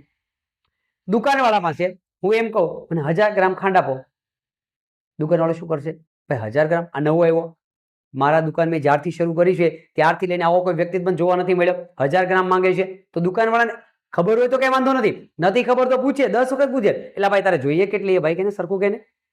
તો 1000 ગ્રામ આપણે બોલવામાં આવતી નથી. એટલે આપણે ના છૂટકે શું કેવું પડે છે? મને છે ને 1 કિલોગ્રામ ખાંડ આપો. મારે 1.5 કિલો ખાંડ લેવી હોય તો મારે દુકાનવાળાને એમ ન કહેવું પડે 1500 ગ્રામ ખાંડ આપો, 1500 ગ્રામ ખાંડ આપો. એવું આપણે બોલતા નથી. આપણે શું કહીએ છીએ કે મને 1.5 કિલો ખાંડ આપો, અધરવાઇઝ 1 કિલોગ્રામ 500 ગ્રામ ખાંડ આપો. તો આવું જ કંઈક છે આપણા દાખલાઓની અંદર કે જ્યારે પણ રકમ છે એ ગ્રામની ઉપર જાય છે તો આપણે શેમાં 1000 ગ્રામની ઉપર જાય છે તો આપણે એ રકમને શેમાં કન્વર્ટ કરવી પડે છે? કિલોગ્રામમાં કન્વર્ટ કરવી પડે છે. એટલે કે આ દાખલાની અંદર આપણે શું કરીશું કે આમાંથી 1000 છે આમાં જવા દઈશું, 1000 જવા દઈશું. 1000 એટલે આખું કિલોગ્રામ, 1 કિલોગ્રામ આમાં જશે એટલે એ થઈ ગયા 18 કિલોગ્રામ. 18 કિલોગ્રામ, 1 કિલોગ્રામ સામેની બાજુ જતા રહ્યા એટલે અહીંયા કોણ વધ્યું? 1000 નીકળી ગયા. ભલે એક સામે જાય છે પણ કોણ જાય છે? 1 કિલોગ્રામ. પણ ગ્રામમાંથી કોણ જાય છે? 1000 ગ્રામ સામે જાય છે. 1000 નીકળી ગયા, કેટલા વધ્યા? 270 ગ્રામ. તો પૂર્વી બેને છે 18 કિલોગ્રામ 270 ગ્રામ છે ટોટલ છે આટલા વજનની ખરીદી કરી. કઈ જગ્યા પર મારો જવાબ જોવા મળે છે? 18 કિલોગ્રામ 270. 18 કિલોગ્રામ 270 ગ્રામ કઈ જગ્યા પર મારો જવાબ છે? ઓપ્શન અંદર છે મને જવાબ જોવા મળે છે. આ જગ્યા પર તમને જવાબ જોવા મળે છે. તો આ રીતે તમે છે એ દાખલાઓની ગણતરી કરી શકો છો. ચલો આગળ વધીએ મિત્રો. આ પ્રકારનો જવાબ આવી ગયા બાદ હવે મારે આગળ વધવું હોય આ પ્રકારના વ્યાવહારિક દાખલાઓની અંદર તો ખરેખર મારે શું કરવું પડે છે? જુઓ તમે, મારી પાસે એક રકમ છે. નંદની તેની શાળા સુધી પહોંચવા માટે, નંદનીનું ઘર જ્યાં પણ છે ત્યાંથી એની શાળા સુધી પહોંચવા માટે 15 કિલોગ્રામ 268 મીટર એ છે એ બસની અંદર મુસાફરી કરે છે. 7 કિલોમીટર 7 મીટર છે એ કારની અંદર મુસાફરી કરે છે અને બાકીનું 500 મીટર છે એ ચાલીને મુસાફરી કરે છે. તો નંદનીએ નિશાળ સુધી પહોંચવા માટે કુલ કેટલું અંતર છે એને કાપ્યું છે, અધરવાઇઝ એના ઘરથી શાળા કેટલી દૂર છે. હવે ખાસ ધ્યાનમાં રાખવાનું મિત્રો, એક નવો પોઈન્ટ તમને સમજાવી દઉં છું. ખાસ ધ્યાનમાં રાખજો. એવું લાગે કે મારે નોટ કરવા જેવો છે તો નોટ પણ કરી શકો છો. જ્યારે પણ પૈસાનો દાખલો હોય, પૈસા અને રૂપિયાનો, તો પોઈન્ટ પછી 2 આંકડા આવે. કેમ કે 1 રૂપિયો બરાબર 100 પૈસા એટલે પોઈન્ટ પછી 2 આંકડા આવવા જોઈએ. ખાસ ધ્યાનમાં રાખજો, પોઈન્ટ પછી 2 આંકડા આવવા જોઈએ. કિલોગ્રામ અને મીટરનો દાખલો હોય, કિલોગ્રામ અને મીટરનો, તો 1 કિલોગ્રામ બરાબર કેટલા? 1 કિલોગ્રામ બરાબર 1000 મીટર. તો પોઈન્ટ પછી 3 આંકડા કમ્પલસરી આવવા જોઈએ. 1000 ને 3 મીંડા છે એટલા માટે. મીટર અને સેન્ટીમીટરનો દાખલો હોય તો 1 મીટર બરાબર 100 સેન્ટીમીટર. તો પોઈન્ટ પછી 2 આંકડા આવવા જોઈએ. એકડા ને 2 મીંડા 100 સેન્ટીમીટર થાય છે એટલા માટે. હવે અહીંયા જોઈએ, નંદની શાળા સુધી પહોંચવા માટે 15 કિલોમીટર 268 મીટર બસ દ્વારા એને કેટલું અંતર કાપ્યું? હવે આની અંદર ખાસ ધ્યાન આપજો. બસ દ્વારા એને અંતર કાપ્યું 15 કિલોમીટર એટલે કે 15.268 15 કિલોગ્રામ 15 કિલોમીટર 15 કિલોમીટર અને મીટર કેટલા? 268 મીટર. કિલોમીટરનો દાખલો હોય તો પોઈન્ટ પછી 3 આંકડા આવે. 3 આંકડા એટલે પોઈન્ટ પછીના જે આંકડાઓ છે મીટર દર્શાવે છે, પોઈન્ટ પહેલાના આંકડા છે કિલોમીટર દર્શાવે છે. તો મીટર કેટલા છે? 268. 3 આંકડા હોવા જોઈએ, 3 આંકડા છે, એમાં કોઈ ફેરફાર કરતો નથી. હવે એને કાપ્યું છે કાર દ્વારા. કાર દ્વારા એને કેટલું અંતર કાપ્યું છે? 7 કિલોમીટર. કિલોમીટરની નીચે કિલોમીટર મૂકી દો. 7 કિલોમીટર, પણ અહીંથી નહીં મૂકવાનું, આ બાજુ 5 ની નીચે આવશે. 7 પોઈન્ટ કેટલા? 7 મીટર. હવે 7 મીટર કઈ જગ્યા પર છે આ ખાસ જોવું છે. પોઈન્ટની પછી 7 કઈ જગ્યા પર લખવા? પહેલો આંકડો, બીજો આંકડો, ત્રીજો આંકડો. કિલોમીટરનો દાખલો છે એટલે પોઈન્ટ પછીના 3 આંકડા આવશે. તો અહીંયા જે પહેલો આંકડો આવે એ શું બતાવે છે? 7 મીટર બતાવે છે. કેટલા? 7 મીટર. અહીંયા જે આંકડો આવે ને એ કેટલા બતાવે છે? 70 મીટર કહેવાય. કેટલા કહેવાય? 70 મીટર. અને પોઈન્ટ પછીનો જે પહેલો આંકડો આવે છે આને કહેવાય 700 મીટર. ભલે 7 અહીંયા કઈ લખેલું નથી પણ કે પોઈન્ટ પછીનો પહેલો આંકડો હોય, જેમ કે 7.2, આને કહેવાય 7 કિલોમીટર. અને 200 મીટર, આને 200 કહેવાય. કિલોમીટરનો દાખલો હોય તો, કિલોમીટરનો દાખલો હોય તો 7 કિલોમીટર અને 200 મીટર. આમ હોય તો 7.02 આનો જ દાખલો છે, કિલોમીટરનો જ દાખલો છે, તો 7 કિલોમીટર અને 20 મીટર કહેવાય. 7 કિલોમીટર 20 મીટર. અને 7.002 હોય તો 002 હોય તો 7 કિલોમીટર અને 2 મીટર. આ 2 મીટર કહેવાય, આ 20 મીટર કહેવાય અને આ 200 મીટર કહેવાય. પોઈન્ટ પછીનો કેટલામો આંકડો છે એ નક્કી કરે. હવે પોઈન્ટ પછીનો પહેલો જ આંકડો હોય તો 3 આંકડા જોવે, પાછળ 2 મીંડા ઘરના મૂકવા પડે, 200 થઈ જાય. પોઈન્ટ પછીનો બીજો આંકડો હોય તો એક આંકડો ઘટે છે, એક આંકડા માટે છે તમારે 0 મૂકવો પડે. તો આ પણ ખાસ ધ્યાનમાં રાખવા જેવી બાબત છે આપણા માટે. હવે મારે જોઈએ છે 7 કિલોમીટર 7 મીટર. 7 મીટર ક્યાં આવે? પોઈન્ટ પછીનો ત્રીજો આંકડો, અહીંયા 7 આવે, 7 મીટર. હવે બાકીના આગળના શું કરશું? અહીંયા 0 મૂકી દઈએ. આ 7 મીટર થઈ ગયા. અહીંયા 7 હોય તો 70 મીટર, અહીંયા 7 હોય તો 700 મીટર. હવે આગળ ચાલીને કેટલી મુસાફરી કરે છે? 500 મીટર ચાલીને. 500 મીટર, કિલોમીટર એક કે નહીં એટલે 0 લખી દો. કિલોમીટર એક પણ નહીં એટલે 0 લખ્યું. 500 મીટર, 500 મીટર ક્યાં આવશે? 500, 500 મીટર. હવે કુલ એને કેટલું અંતર કાપ્યું? કુલ માટે સરવાળો કરીએ. 7 દુ 14 ને 15 વધી 1, 6 ને 1 7, 5 ને 2 7, પોઈન્ટ નો પોઈન્ટ, 7 ને 5 12 વધી 1, 1 ને 1 2. ટોટલ એને 22 કિલોમીટર અને 775 મીટર એની શાળા દૂર છે એના ઘરથી. 22 કિલોમીટર 775 મીટર. કઈ જગ્યા પર મારો જવાબ છે? 22 કિલોમીટર. 22 બધામાં 775 મીટર, 775 મીટર ઓપ્શન ડી ની અંદર છે એ મને જવાબ જોવા મળે છે. તો આ રીતે તમે છે વ્યવહારિક દાખલાઓની ગણતરી છે એ કરી શકો છો. ચાલો મિત્રો, હજી જોઈએ આ પ્રકારના વ્યવહારિક દાખલાઓને હજી મારે વિગતવાર સમજવો હોય તો હજી એક ઉદાહરણ છે. આપણે તો આપણું કામ શું છે? મેક્સિમમ પ્રેક્ટિસ કરવાની છે. વધારે મારી પાસે ઉદાહરણ હશે તો હું વધારે પ્રેક્ટિસ આની અંદર છે કરી શકીશ. રકમ છે અથર્વએ 10 કિલોગ્રામ શાકભાજી ખરીદ્યા. અથર્વ છે એક દુકાન પર જાય છે. દુકાન પરથી એમને છે 10 કિલોગ્રામ શાકભાજી ખરીદ્યા. હવે એની અંદર તેમાંથી તેને 3 કિલોગ્રામ 500 ગ્રામ છે એ ડુંગળી ખરીદી. 3 કિલોગ્રામ 500 ગ્રામ ડુંગળી ખરીદી. 2 કિલોગ્રામ અને 0.75 ગ્રામ છે એ ટામેટા ખરીદ્યા અને બાકીના જે છે એ એમને બટાટા ખરીદ્યા. હવે આની અંદર ટોટલ મારા હાથમાં થેલી કેટલાની છે? 10 કિલોગ્રામની થેલી છે. એમાંથી છે અમુક છે એ ડુંગળી છે, અમુક કિલોગ્રામ છે એ ટામેટા છે અને થોડાક છે એ બટાકા પણ છે. તો આની અંદર બટેટાનું વજન કેટલું? બેનું વજન તો આપી દીધું, ટામેટાનું વજન આપી દીધું, ડુંગળીનું વજન આપી દીધું. તો ખરેખર બટેકાનું વજન કેટલું છે? તો આના માટે આપણે શું કરીશું? પહેલા ડુંગળી અને ટામેટાનું વજન કેટલું છે એ બંનેનો સરવાળો કરી દઈએ. ડુંગળીનું વજન કેટલું છે? 3 કિલોગ્રામ. 3 કિલોગ્રામ એટલે 3.500 ગ્રામ. કિલોગ્રામ અને ગ્રામનો દાખલો હોય તો પોઈન્ટ પછીના 3 આંકડા આવે. કેમ કે 1 કિલોગ્રામ બરાબર 1000 ગ્રામ. 1000 ગ્રામ એટલે પોઈન્ટ પછીના 3 આંકડા. હવે 3 આંકડા એટલે પહેલો આંકડો શું બતાવે? પૂરેપૂરા પાછળના મીંડા એટલે 500 કીધા છે એટલે 500 500 5 કીધા હોત બરાબર તો એ અલગ હતું. અને 500 ગ્રામ આપ્યા છે એટલે કિલોગ્રામ 3 અને 500 ગ્રામ 3.500 કિલોગ્રામ ડુંગળી ખરીદી. ટામેટા કેટલા ખરીદ્યા? 2.2 પૂરેપૂરા અને 0.75 ગ્રામ.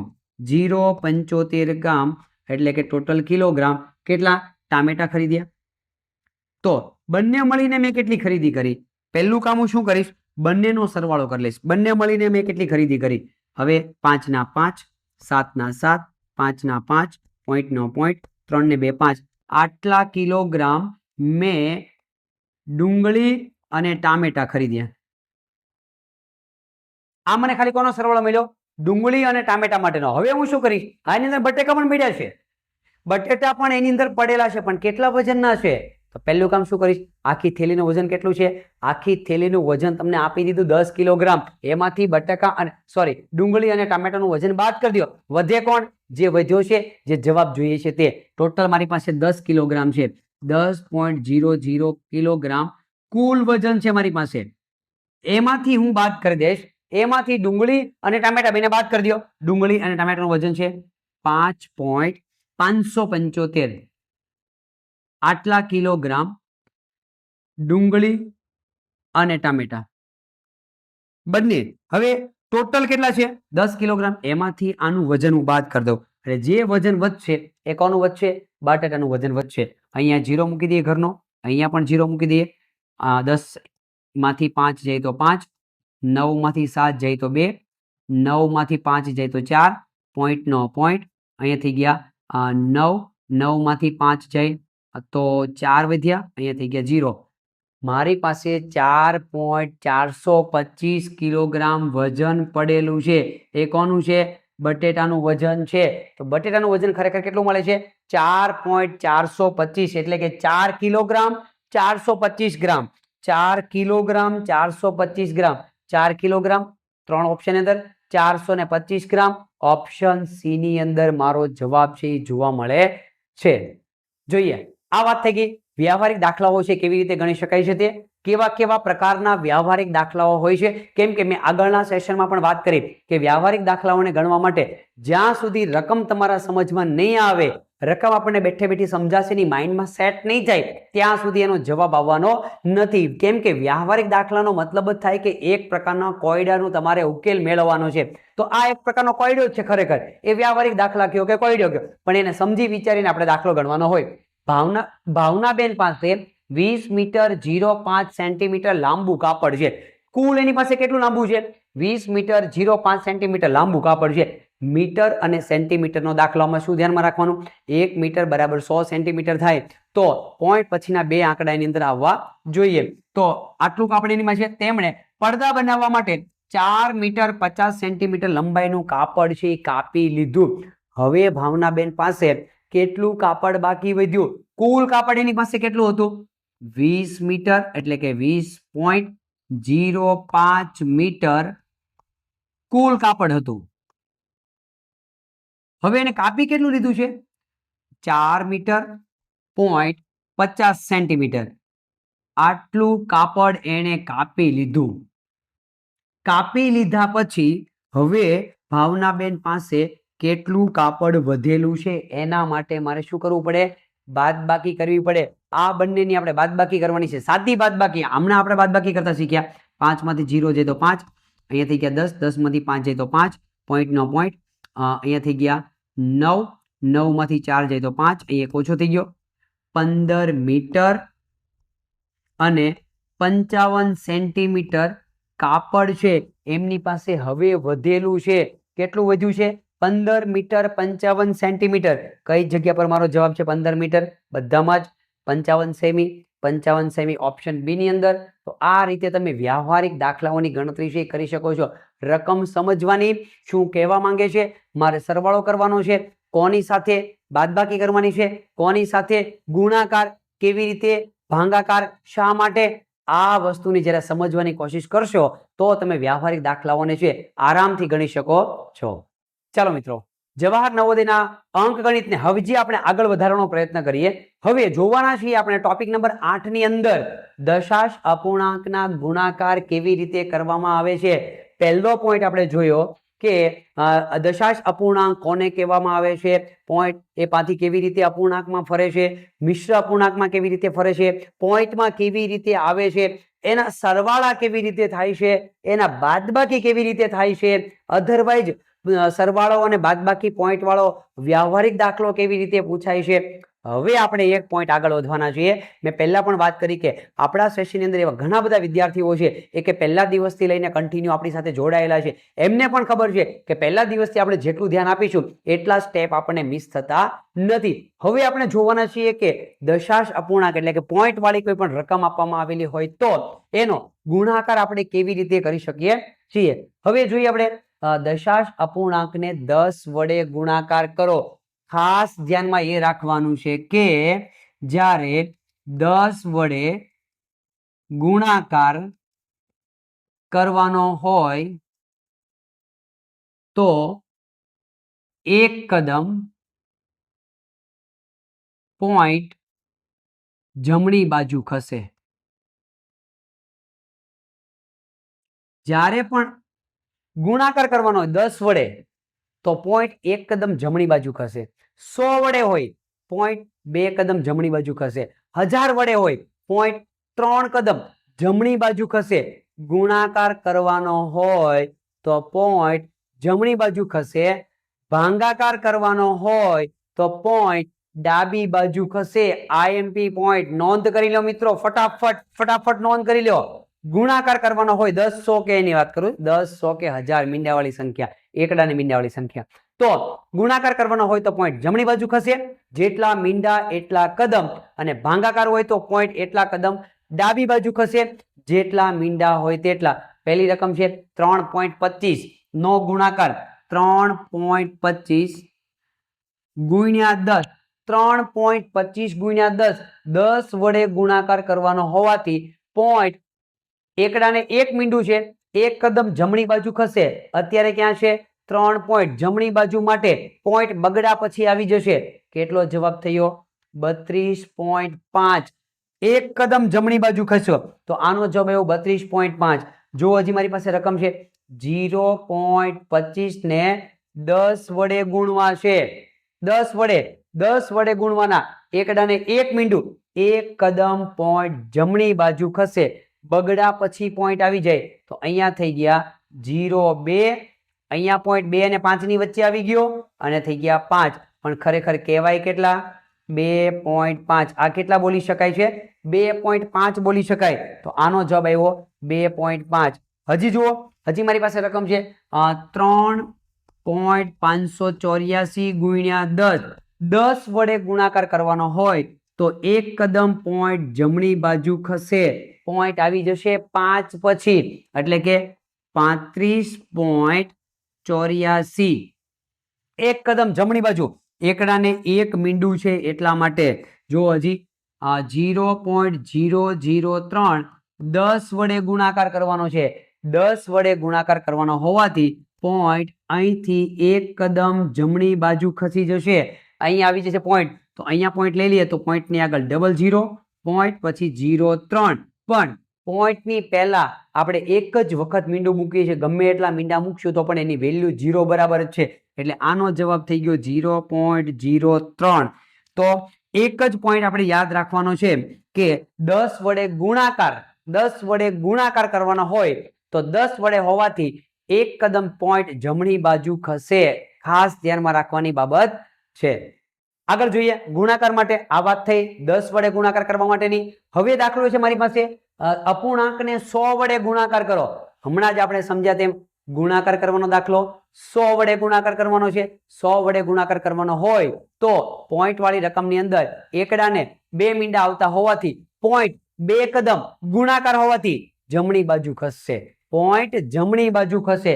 જેમ કે આ મારી પાસે રકમ છે 35.2. 35.2 ગુણ્યા કરવું છે 100 વડે, 100 વડે ગુણવા છે, 100 વડે ગુણવાના હોવાથી પોઈન્ટ 2 કદમ જમણી બાજુ ખસે. હવે ઓલરેડી આમાં એક જ કદમ છે, એક જ કદમ છે, તો હું શું કરીશ? 35.2 એક કદમ ઘરનું બનાવીશ, એટલે નવી રકમ બનાવું છું 35.20, અને હવે હું 100 વડે ગુણાકાર કરીશ. એક કદમ ઘરનું 35.20 કયો, 35.2000 કયો, 35.2 લાખ કયો, 35.2 પછી ગમે એટલા મન ફાવે એટલા મીંડા મૂકો, એની વેલ્યુ કોના બરાબર છે?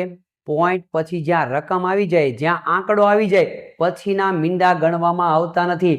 35.2 પછી ગમે એટલા મીંડા મૂકશો એની વેલ્યુ 35.2 છે, પણ 2 કદમ કરવા માટે મેં ઘરનું મીંડું મૂક્યું. હવે હું કદમ ફેરવું છું, 100 વડે ગુણાકાર, 2 કદમ જમણી બાજુ ખસે એટલે પોઈન્ટ આવી જશે 12, સીધે સીધો બહાર નીકળી ગયો પોઈન્ટ 3520. કેટલો જવાબ મળ્યો મને એનો? 3520. હવે અહીંયા 12 પોઈન્ટ મૂકવાની કઈ જરૂર છે નહીં.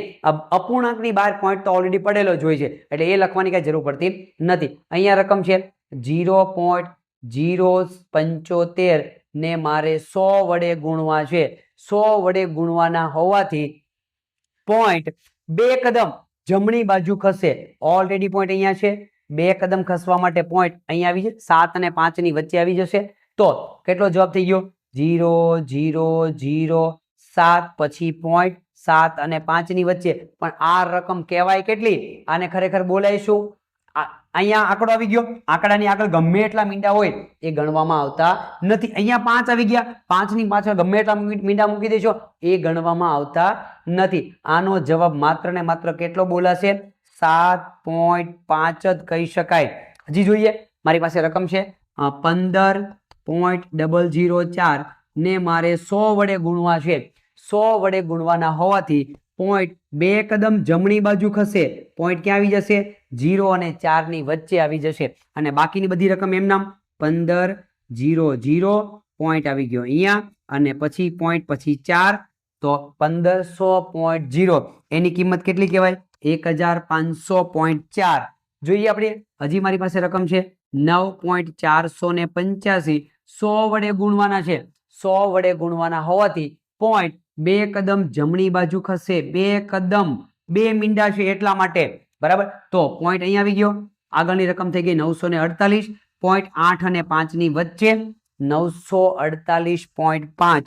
તો આ રીતે તમે છે 100 વડે ગુણાકાર કરવાનો હોય તો 2 કદમ જમણી બાજુ ખસેડીને દાખલાઓની ગણતરી છે શોર્ટકટ કીની મદદથી કરી શકો છો.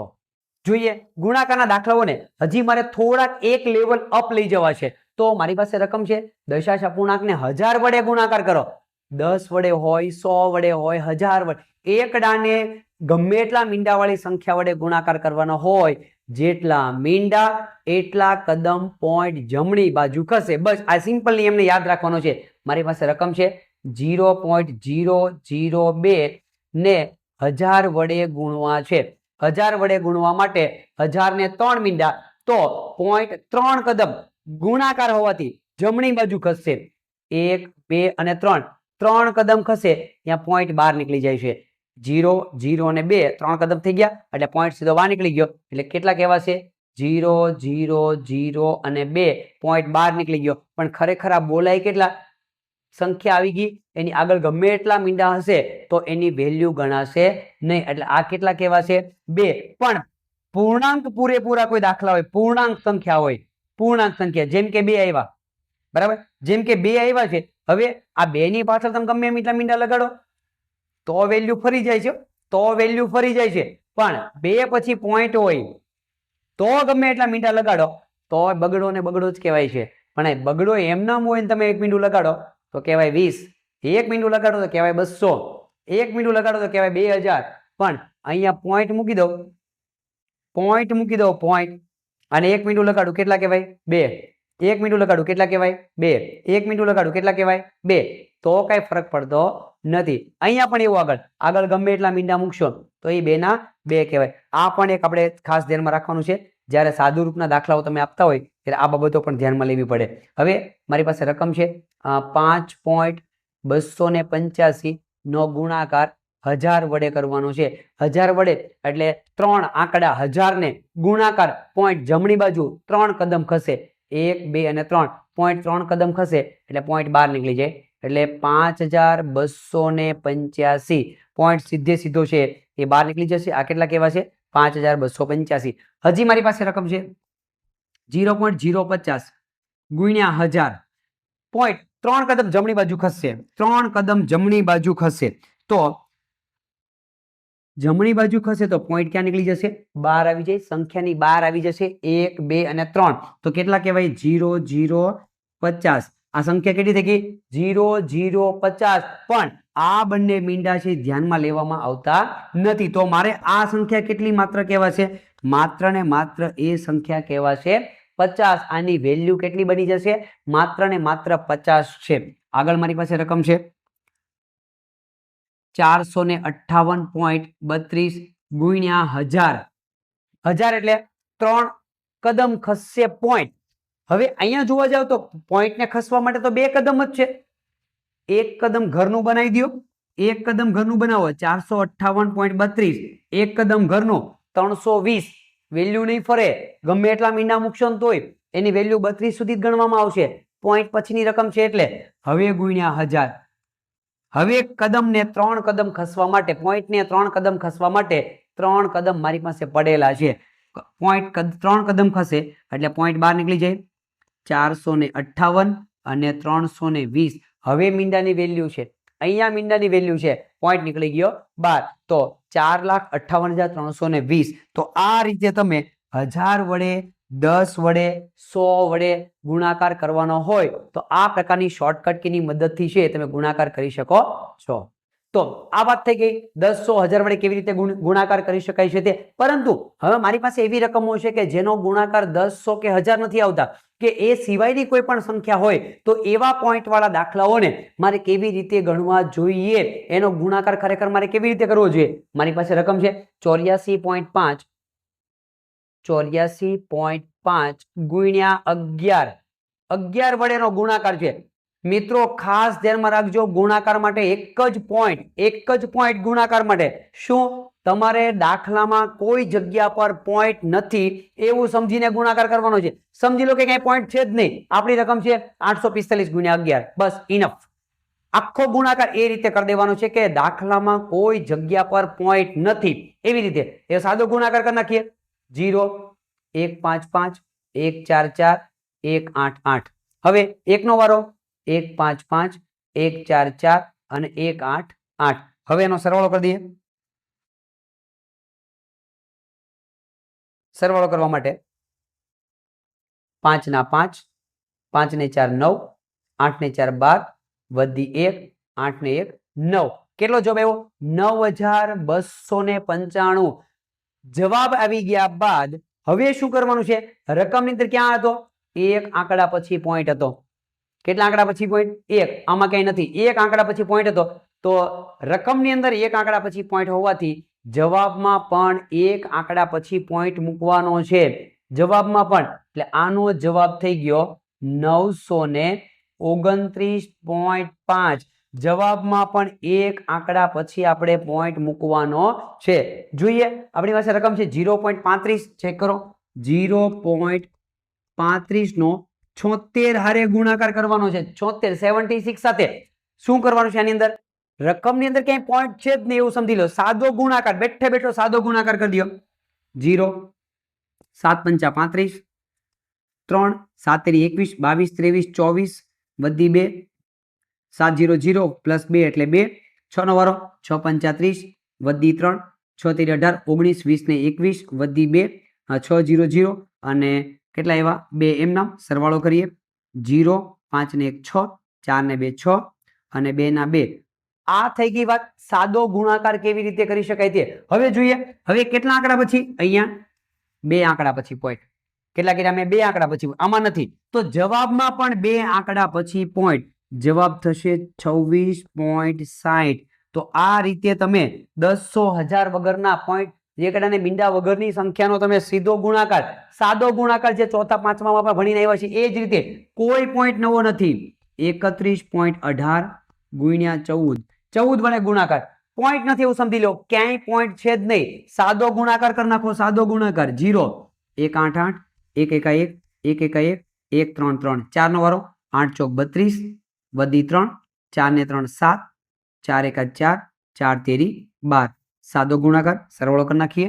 2 ના 2, 7 14 ને 1 15 વધી 1, 4 ને 1 5 ને 1 6, 2 ને 1 3, 3 ને 1 4, 43,652. 43,652. હવે કેટલા આંકડા પછી પોઈન્ટ રકમમાં? 2 આંકડા પછી પોઈન્ટ. જવાબમાં પણ મારે 2 આંકડા પછી પોઈન્ટ મૂકવાના છે. એટલે 2 આંકડા 1 અને 2. બરાબર. એ પણ ક્યાંથી? જમણી બાજુથી ડાબી બાજુ. આમ કરવાનું છે. આ બાજુથી પોઈન્ટ નહીં, જમણી બાજુથી ડાબી બાજુ પોઈન્ટ મૂકવાનો. 436.52. બીજી જે સંખ્યા છે એનો જવાબ આવ્યો 436.52. હજી લાસ્ટમાં 5.04 નો ગુણાકાર 0 સાથે. આગળના બહુ બધા સેશનની અંદર આપણે શીખી ગયા છીએ કે કોઈ પણ સંખ્યાનો ગુણાકાર 0 સાથે કરવાનો હોય તો આખો ગુણાકાર 0 થઈ જાય. એનો જવાબ આખે આખો કેટલો થઈ જશે? 0. તો આનો જવાબ શું આવશે? આનો જવાબ મને મળ્યો 0. કોઈ પણ સંખ્યાનો ગુણાકાર 0 સાથે કરતા એનો જવાબ છે 0 આવે છે. તો આ વાત થઈ ગઈ. કોઈ પણ ગુણાકાર કરવાનો હોય પોઈન્ટ વાળી સંખ્યાનો, સાદો ગુણાકાર કરી દેવાનો. સાદો ગુણાકાર કર્યા પછી રકમની અંદર કેટલા પોઈન્ટ પડ્યા છે? તો રકમમાં જેટલા પોઈન્ટ પડ્યા હોય એટલા પોઈન્ટ છે જવાબની અંદર ખસેડવાના હોય છે. ચલો આગળ વધીએ. ગુણાકારના પ્રશ્નો જ ગુણાકારના પ્રશ્નોને હજી આપણે આગળ સમજવા છે કે કેવા કેવા પ્રકારના ગુણાકાર પૂછાઈ શકે. એકડાની મીંડાવાળી સંખ્યાનો ગુણાકાર હોય, સાદો ગુણાકાર પોઈન્ટ વાળો હોય, કે આવા પ્રકારના પણ ગુણાકાર હોય જેમ કે 0.03 ગુણ્યા 0.3. બબ્બે સંખ્યા એક સાથે, પહેલી રકમમાં પોઈન્ટ પડ્યો છે, બીજી રકમમાં પોઈન્ટ પડ્યો છે. અહીંયા પણ 0.95 ગુણ્યા 0.01. બરાબર. આગળની બધી રકમ તમે ચેક કરતો જજો. તો અમુક એવા ગુણાકાર છે કે જેને તમે મોઢે ગુણાકાર કરી શકશો અને અમુક એવા ગુણાકાર છે જેને આપણે ગણતરી કરવાની જરૂર પડશે. જેમ કે આ ગુણાકાર છે તો આને મારે મોઢે ગુણાકાર થઈ જાય. બંનેમાંની સંખ્યાનો ગુણાકાર મને આ 3 અને આ 3 એ બેનો ગુણાકાર માત્ર કરવાનો છે. એ બંનેનો જ ગુણાકાર. 3 તેરી 9. શું કર્યું મેં? કેટલા મળી ગયા મને? 3 તેરી 9 મળ્યા. હવે શું કરીશું? કેટલા આંકડા પછી પોઈન્ટ છે? આની અંદર જે છે, આની અંદર એમાં 2 આંકડા પછી પોઈન્ટ છે. આની અંદર કેટલા છે? એમાં 1 આંકડા પછી પોઈન્ટ છે. ટોટલ કેટલા થયા? 3 આંકડા પછી પોઈન્ટ હોવો જોઈએ. કેટલા આંકડા પછી? 3 આંકડા પછી પોઈન્ટ હોવો જોઈએ. તો અહીંયા 1 આંકડો છે. 3 આંકડા કરવા માટે એક ઘરનો મૂકો, હજી એક ઘરનો મૂકો. કેટલા થઈ ગયા? 3 1 2 3. એના પછી પોઈન્ટ. તો આનો જવાબ આવ્યો 0.009. જોજો, ખાસ ધ્યાન રાખજો. નથી સમજાણું? જો આગળ અહીંની આ રકમની અંદર અહીંયા મારી પાસે રકમ છે 0.95 ગુણ્યા 0.01. હવે આમાં શું કરીશ ચેક કરો, ગુણાકાર સીધો થઈ જાય છે. 95 અને 1 નો જ ગુણાકાર કરવાનો છે. 95 એકા 95, સમજો 95 એકા 95, જવાબ આવી ગયો.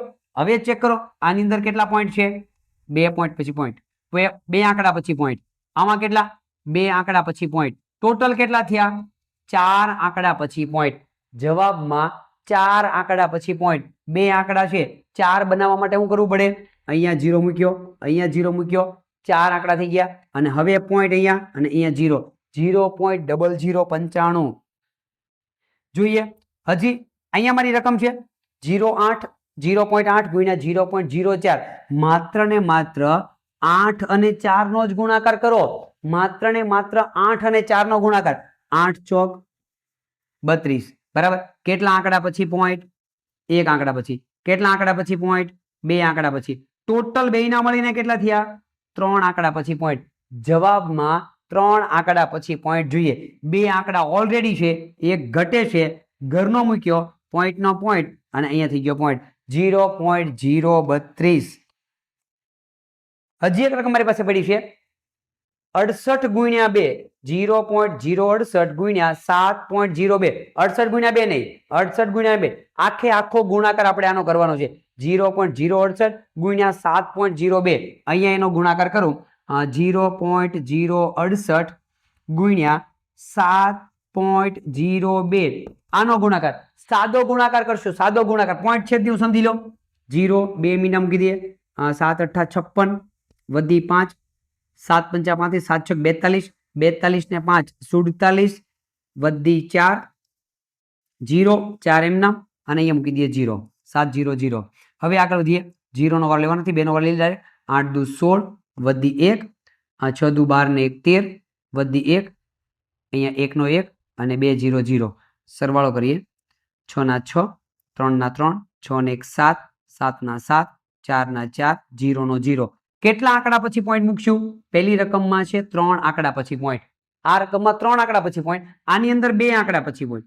ટોટલ મળીને કેટલા થયા 5 આંકડા પછી પોઈન્ટ મૂકવાના છે. પોઈન્ટ છે ક્યાં આવશે, 5 આંકડા પછી પોઈન્ટ આવશે. 1 2 3 4 5, 0.47736. કેટલો જવાબ મળ્યો મને આનો, 0.47736. ખાસ ધ્યાનમાં રાખવાનું, આ રીતે તમે દાખલાઓની ગણતરી કરી શકો કે જ્યારે પોઈન્ટ આપેલો હોય, પોઈન્ટને ગણવાના કેવી રીતે, આખો ગુણાકાર કરવાનો હોય તો પહેલી રકમમાં કેટલા પોઈન્ટ પડ્યા છે, બીજી રકમમાં કેટલા પોઈન્ટ પડ્યા છે, અને એ રીતે તમારે છે એ દાખલાનો જવાબ અને લાસ્ટમાં જે જવાબ આવે એટલાને પોઈન્ટમાં કન્વર્ટ કરી દેવાના. જેમ કે દાખલો મારી પાસે છે 14.43 નો ગુણાકાર 0.75 સાથે. ગુણાકાર તો હું માત્ર ને માત્ર સાદો જ કરીશ, કોઈ પોઈન્ટ એમાં છે જ નહીં, એવા આશયથી હું ગુણાકાર કરીશ. પોઈન્ટ ને બધું બાદ કરી દે, નાબૂદ કરી દે, ક્યાં છે જ નહીં. 0 ને ગણવામાં નથી આવતો, 0 ને ગણો તો વાંધો નહીં, 2 0 મૂકી દીધા, 0 ગુણ્યા 3 0, 0 ગુણ્યા 4 0, 0 ગુણ્યા 4 0, 0 ગુણ્યા 1 એટલે 0. હવે 7 નો વારો, 1 મીંડું ઘરનું મૂકી દઈએ, 7 તેરી 21 વધી 2, 7 ચોક 28 ને 2 30 વધી 3, 7 ચોક 28 29 30 ને 31 વધી 3, 7 8 9 ને 10, 5 નો વારો, 5 તેરી 15 વધી 1, 5 ચોક 20 ને 21 વધી 2, 5 ચોક 20 ને 2 22 વધી 2, 5 ને 2 7. સરવાળો કરી દેવાનો, 5 ના 5, 1 ને 1 2, 2 ના 2, 7 ને 1 8, 0 અને 1. આ વાત થઈ ગઈ સરવાળા માટેની. હવે પોઈન્ટ ને ખસેડીએ, કેટલા આંકડા પછી પોઈન્ટ છે, 2 આંકડા પછી પોઈન્ટ. કેટલા આંકડા પછી પોઈન્ટ છે, 2 આંકડા પછી પોઈન્ટ. ટોટલ કેટલા થશે, 4 આંકડા પછી મારે પોઈન્ટ મૂકવાનો છે. ટોટલ મારે 4 આંકડા પછી પોઈન્ટ.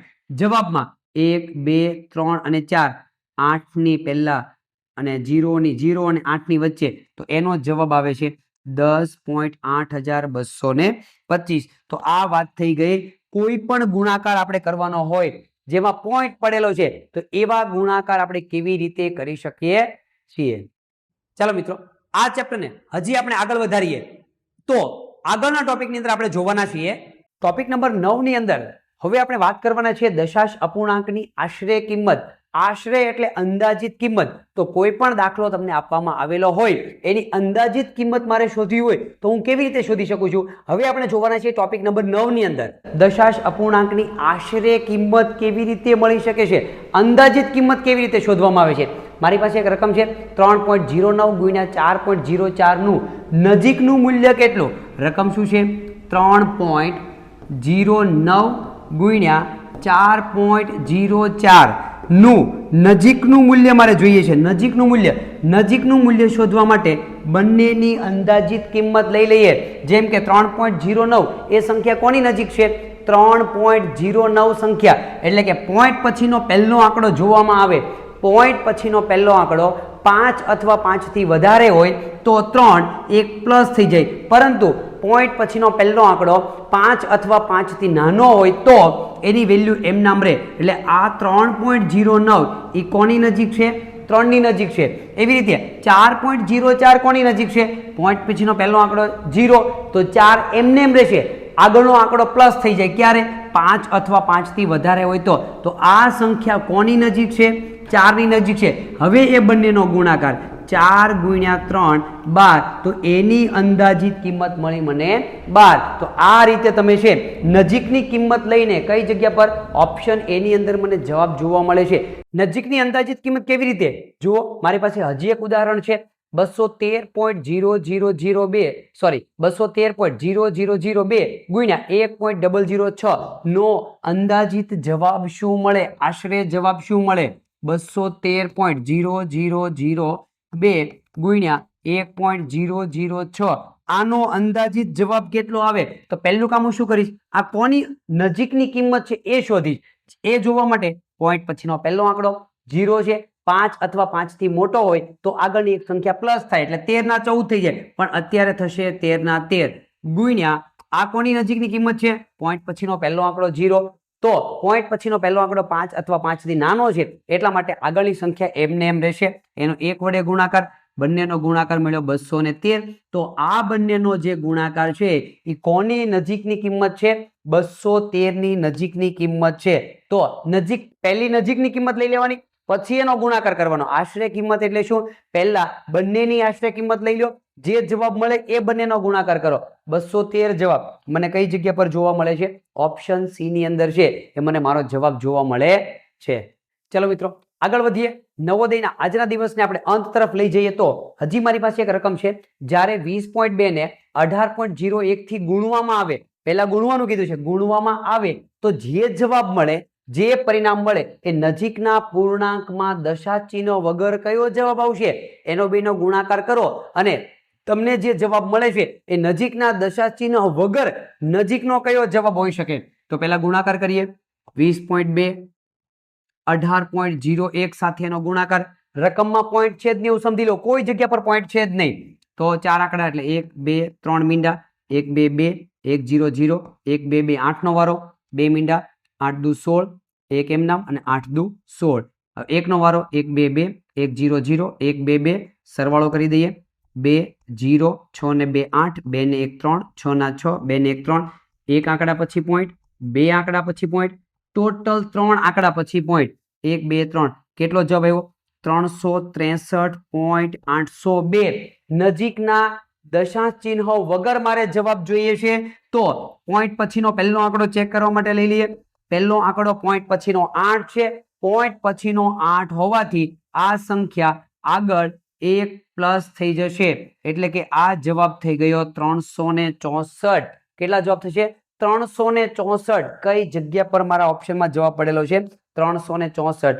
ઓપ્શન ડી ની અંદર છે મને મારો જવાબ જોવા મળે છે. ગુણાકાર કર્યા પછી નજીકના દશાંશ ચિહ્ન વગર જવાબ જોઈએ છે તો પોઈન્ટ પછીનો પહેલો આંકડો જોવાનો, 5 અથવા 5 થી વધારે હોય તો આગળનો એક આંકડો પ્લસ થઈ જશે. 3 ના કેટલા થઈ જશે? 4 થઈ જશે. ક્યારે? ઓછો નથી થતો. 5 અથવા 5 થી વધારે હોય તો પ્લસ થાય, માઇનસ થતા નથી. જોઈને મિત્રો કેટલા સરસ પ્રકારના દાખલાઓ આની અંદર આપણે જોવા મળે છે અને જેટલી પ્રેક્ટિસ તમે વધારે કરશો એટલું નવોદયના ગણિતની અંદર તમને વધારેમાં વધારે જોવા મળવાનું છે. જોઈએ આગળ આપણે 9.51 ગુણ્યા 5.05 નું 2 દશાંશ સુધીનું મૂલ્ય કેટલું, પોઈન્ટ પછીના બે આંકડા સુધીનું એનો જવાબ કેટલો આવે. અલગ અલગ પ્રકારના દાખલાઓ તમને જોવા મળે છે. 9.51 ગુણ્યા 5.05 નો તમે ગુણાકાર કરો. એ ગુણાકાર કર્યા પછી પોઈન્ટ પછીના બે દશાંશ ચિહ્ન સુધીનું આશરે કિંમત કેટલી આવે છે તે પહેલા બે મીંડા મૂકીએ. 5 એકા 5, 5 5 25 વધી 2, 5 9 45 ને 2 47, 0 નો વારો લેતા નથી. 5 એકા 5, 5 5 25 વધી 2, 5 9 45 ને 2 47. હવે એનો કરી દઈએ સરવાળો. 5 ના 5, 5 ના 5, 7 ને 5 12 વધી 1, 5 ને 4 9 ને 1 10 ની 0 વધી 1, 7 ને 1 8, 4 ના 4, બે આંકડા પછી પોઈન્ટ અને બે આંકડા પછી પોઈન્ટ ટોટલ મૂકવાના છે. 4 આંકડા પછી આપણે પોઈન્ટ મૂકવાના છીએ. 1 2 3 અને 4. કેટલો જવાબ મને મળ્યો? 48.0255. મારે જોઈએ છે પોઈન્ટ પછીના બે આંકડામાં જવાબ જોઈએ છે, તો ત્રીજો આંકડો તમારે ચેક કરવો પડે. પોઈન્ટ પછીના બે આંકડામાં જવાબ જોતો છે તો ત્રીજો આંકડો ચેક કરવાનો. ત્રીજો આંકડો 5 અથવા 5 થી વધારે હોય તો આગળનો એક આંકડો પ્લસ થઈ જશે. તો 5 અથવા 5 થી વધારે જ છે તો આગળનો એક આંકડો પ્લસ એટલે 0.2 ના બદલે 0.3 થઈ જશે. તો મને મારો જવાબ મળે છે 48.03. કઈ જગ્યા પર મારો જવાબ પડ્યો છે ચેક કરીએ. 48.03 ઓપ્શન બી ની અંદર છે મને મારો જવાબ જોવા મળે છે. ચાલો મિત્રો, આજના દિવસ માટે હજી આગળ વધીએ. છેલ્લા ટોપિક માટે વાત કરીએ તો આજના દિવસના 21મા દિવસની અંદર લાસ્ટ ટોપિક આજના દિવસ માટેનો ટોપિક નંબર 10 ની અંદર વાત કરવાના છીએ. દશાંશ અપૂર્ણાંકની ચોક્કસ કિંમત કેવી રીતે આપણે મેળવી શકીએ છીએ. જોઈએ, મારી પાસે રકમ છે.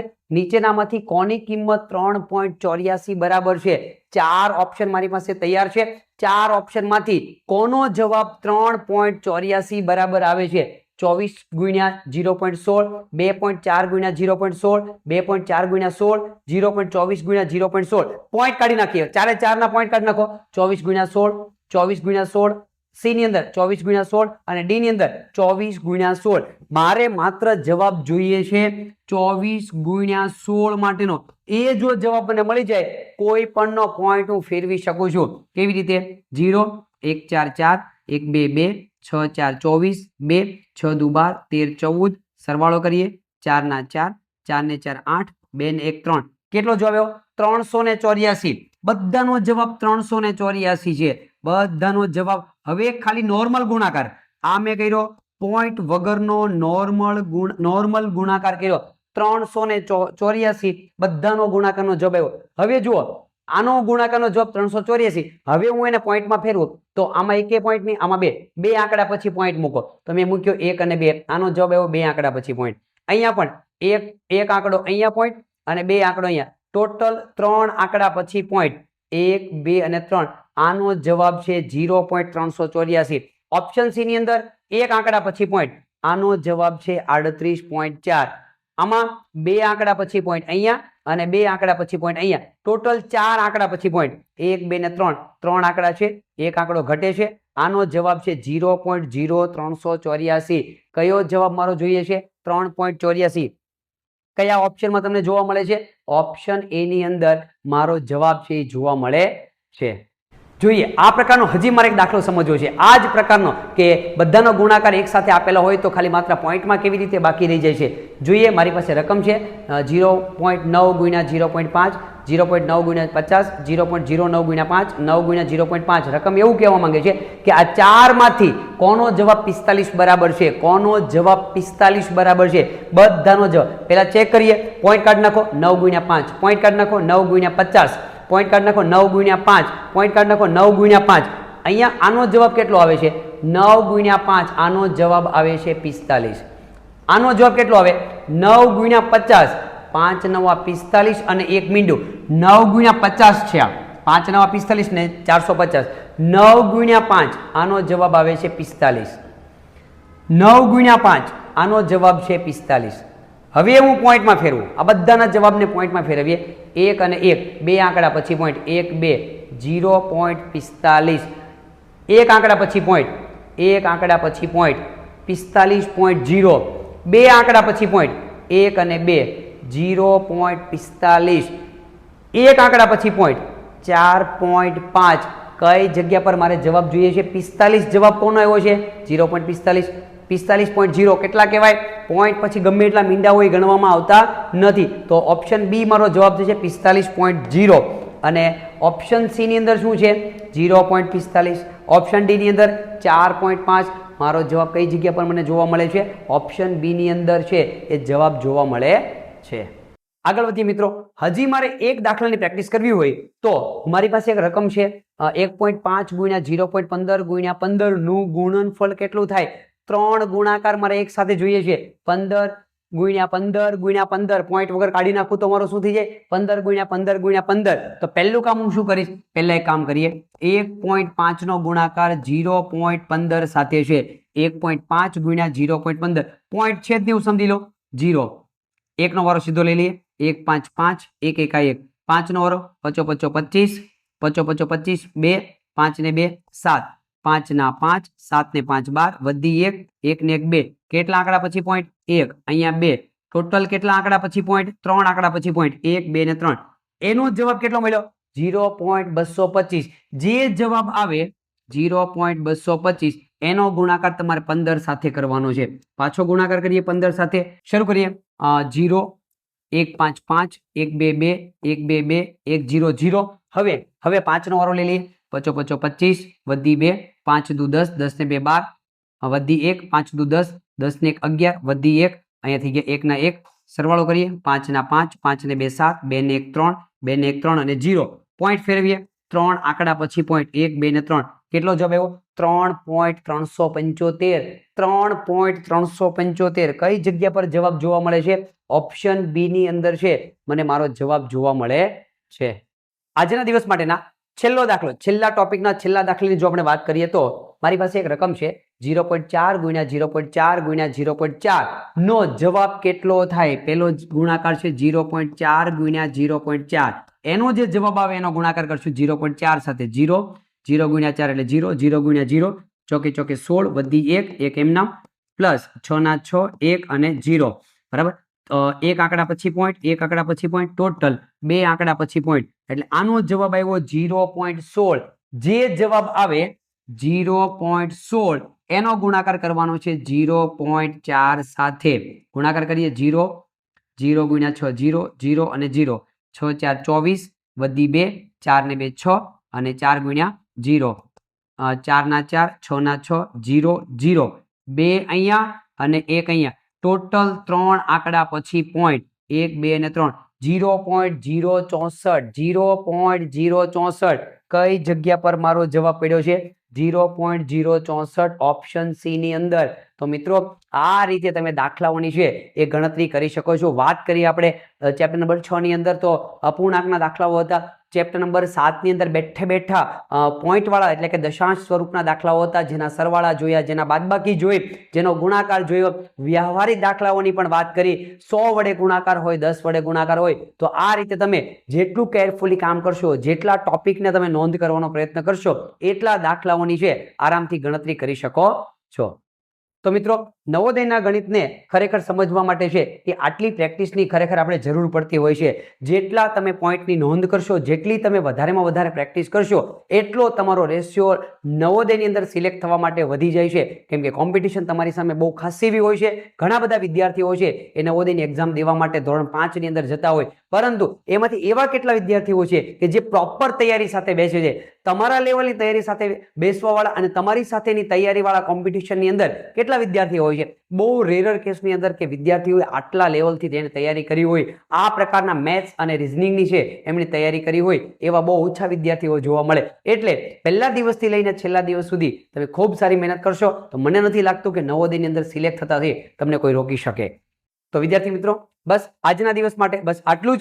મળીએ આવતીકાલે નવા સેશનની અંદર એક નવા ટોપિક સાથે. તૈયાર રહેજો. ત્યાં સુધી દરેક વિદ્યાર્થીઓ કરો પ્રેક્ટિસ, ખૂબ સારી પ્રેક્ટિસ કરો અને ખૂબ આગળ વધો. દરેક વિદ્યાર્થીઓને બેસ્ટ ઓફ લક. જય હિન્દ.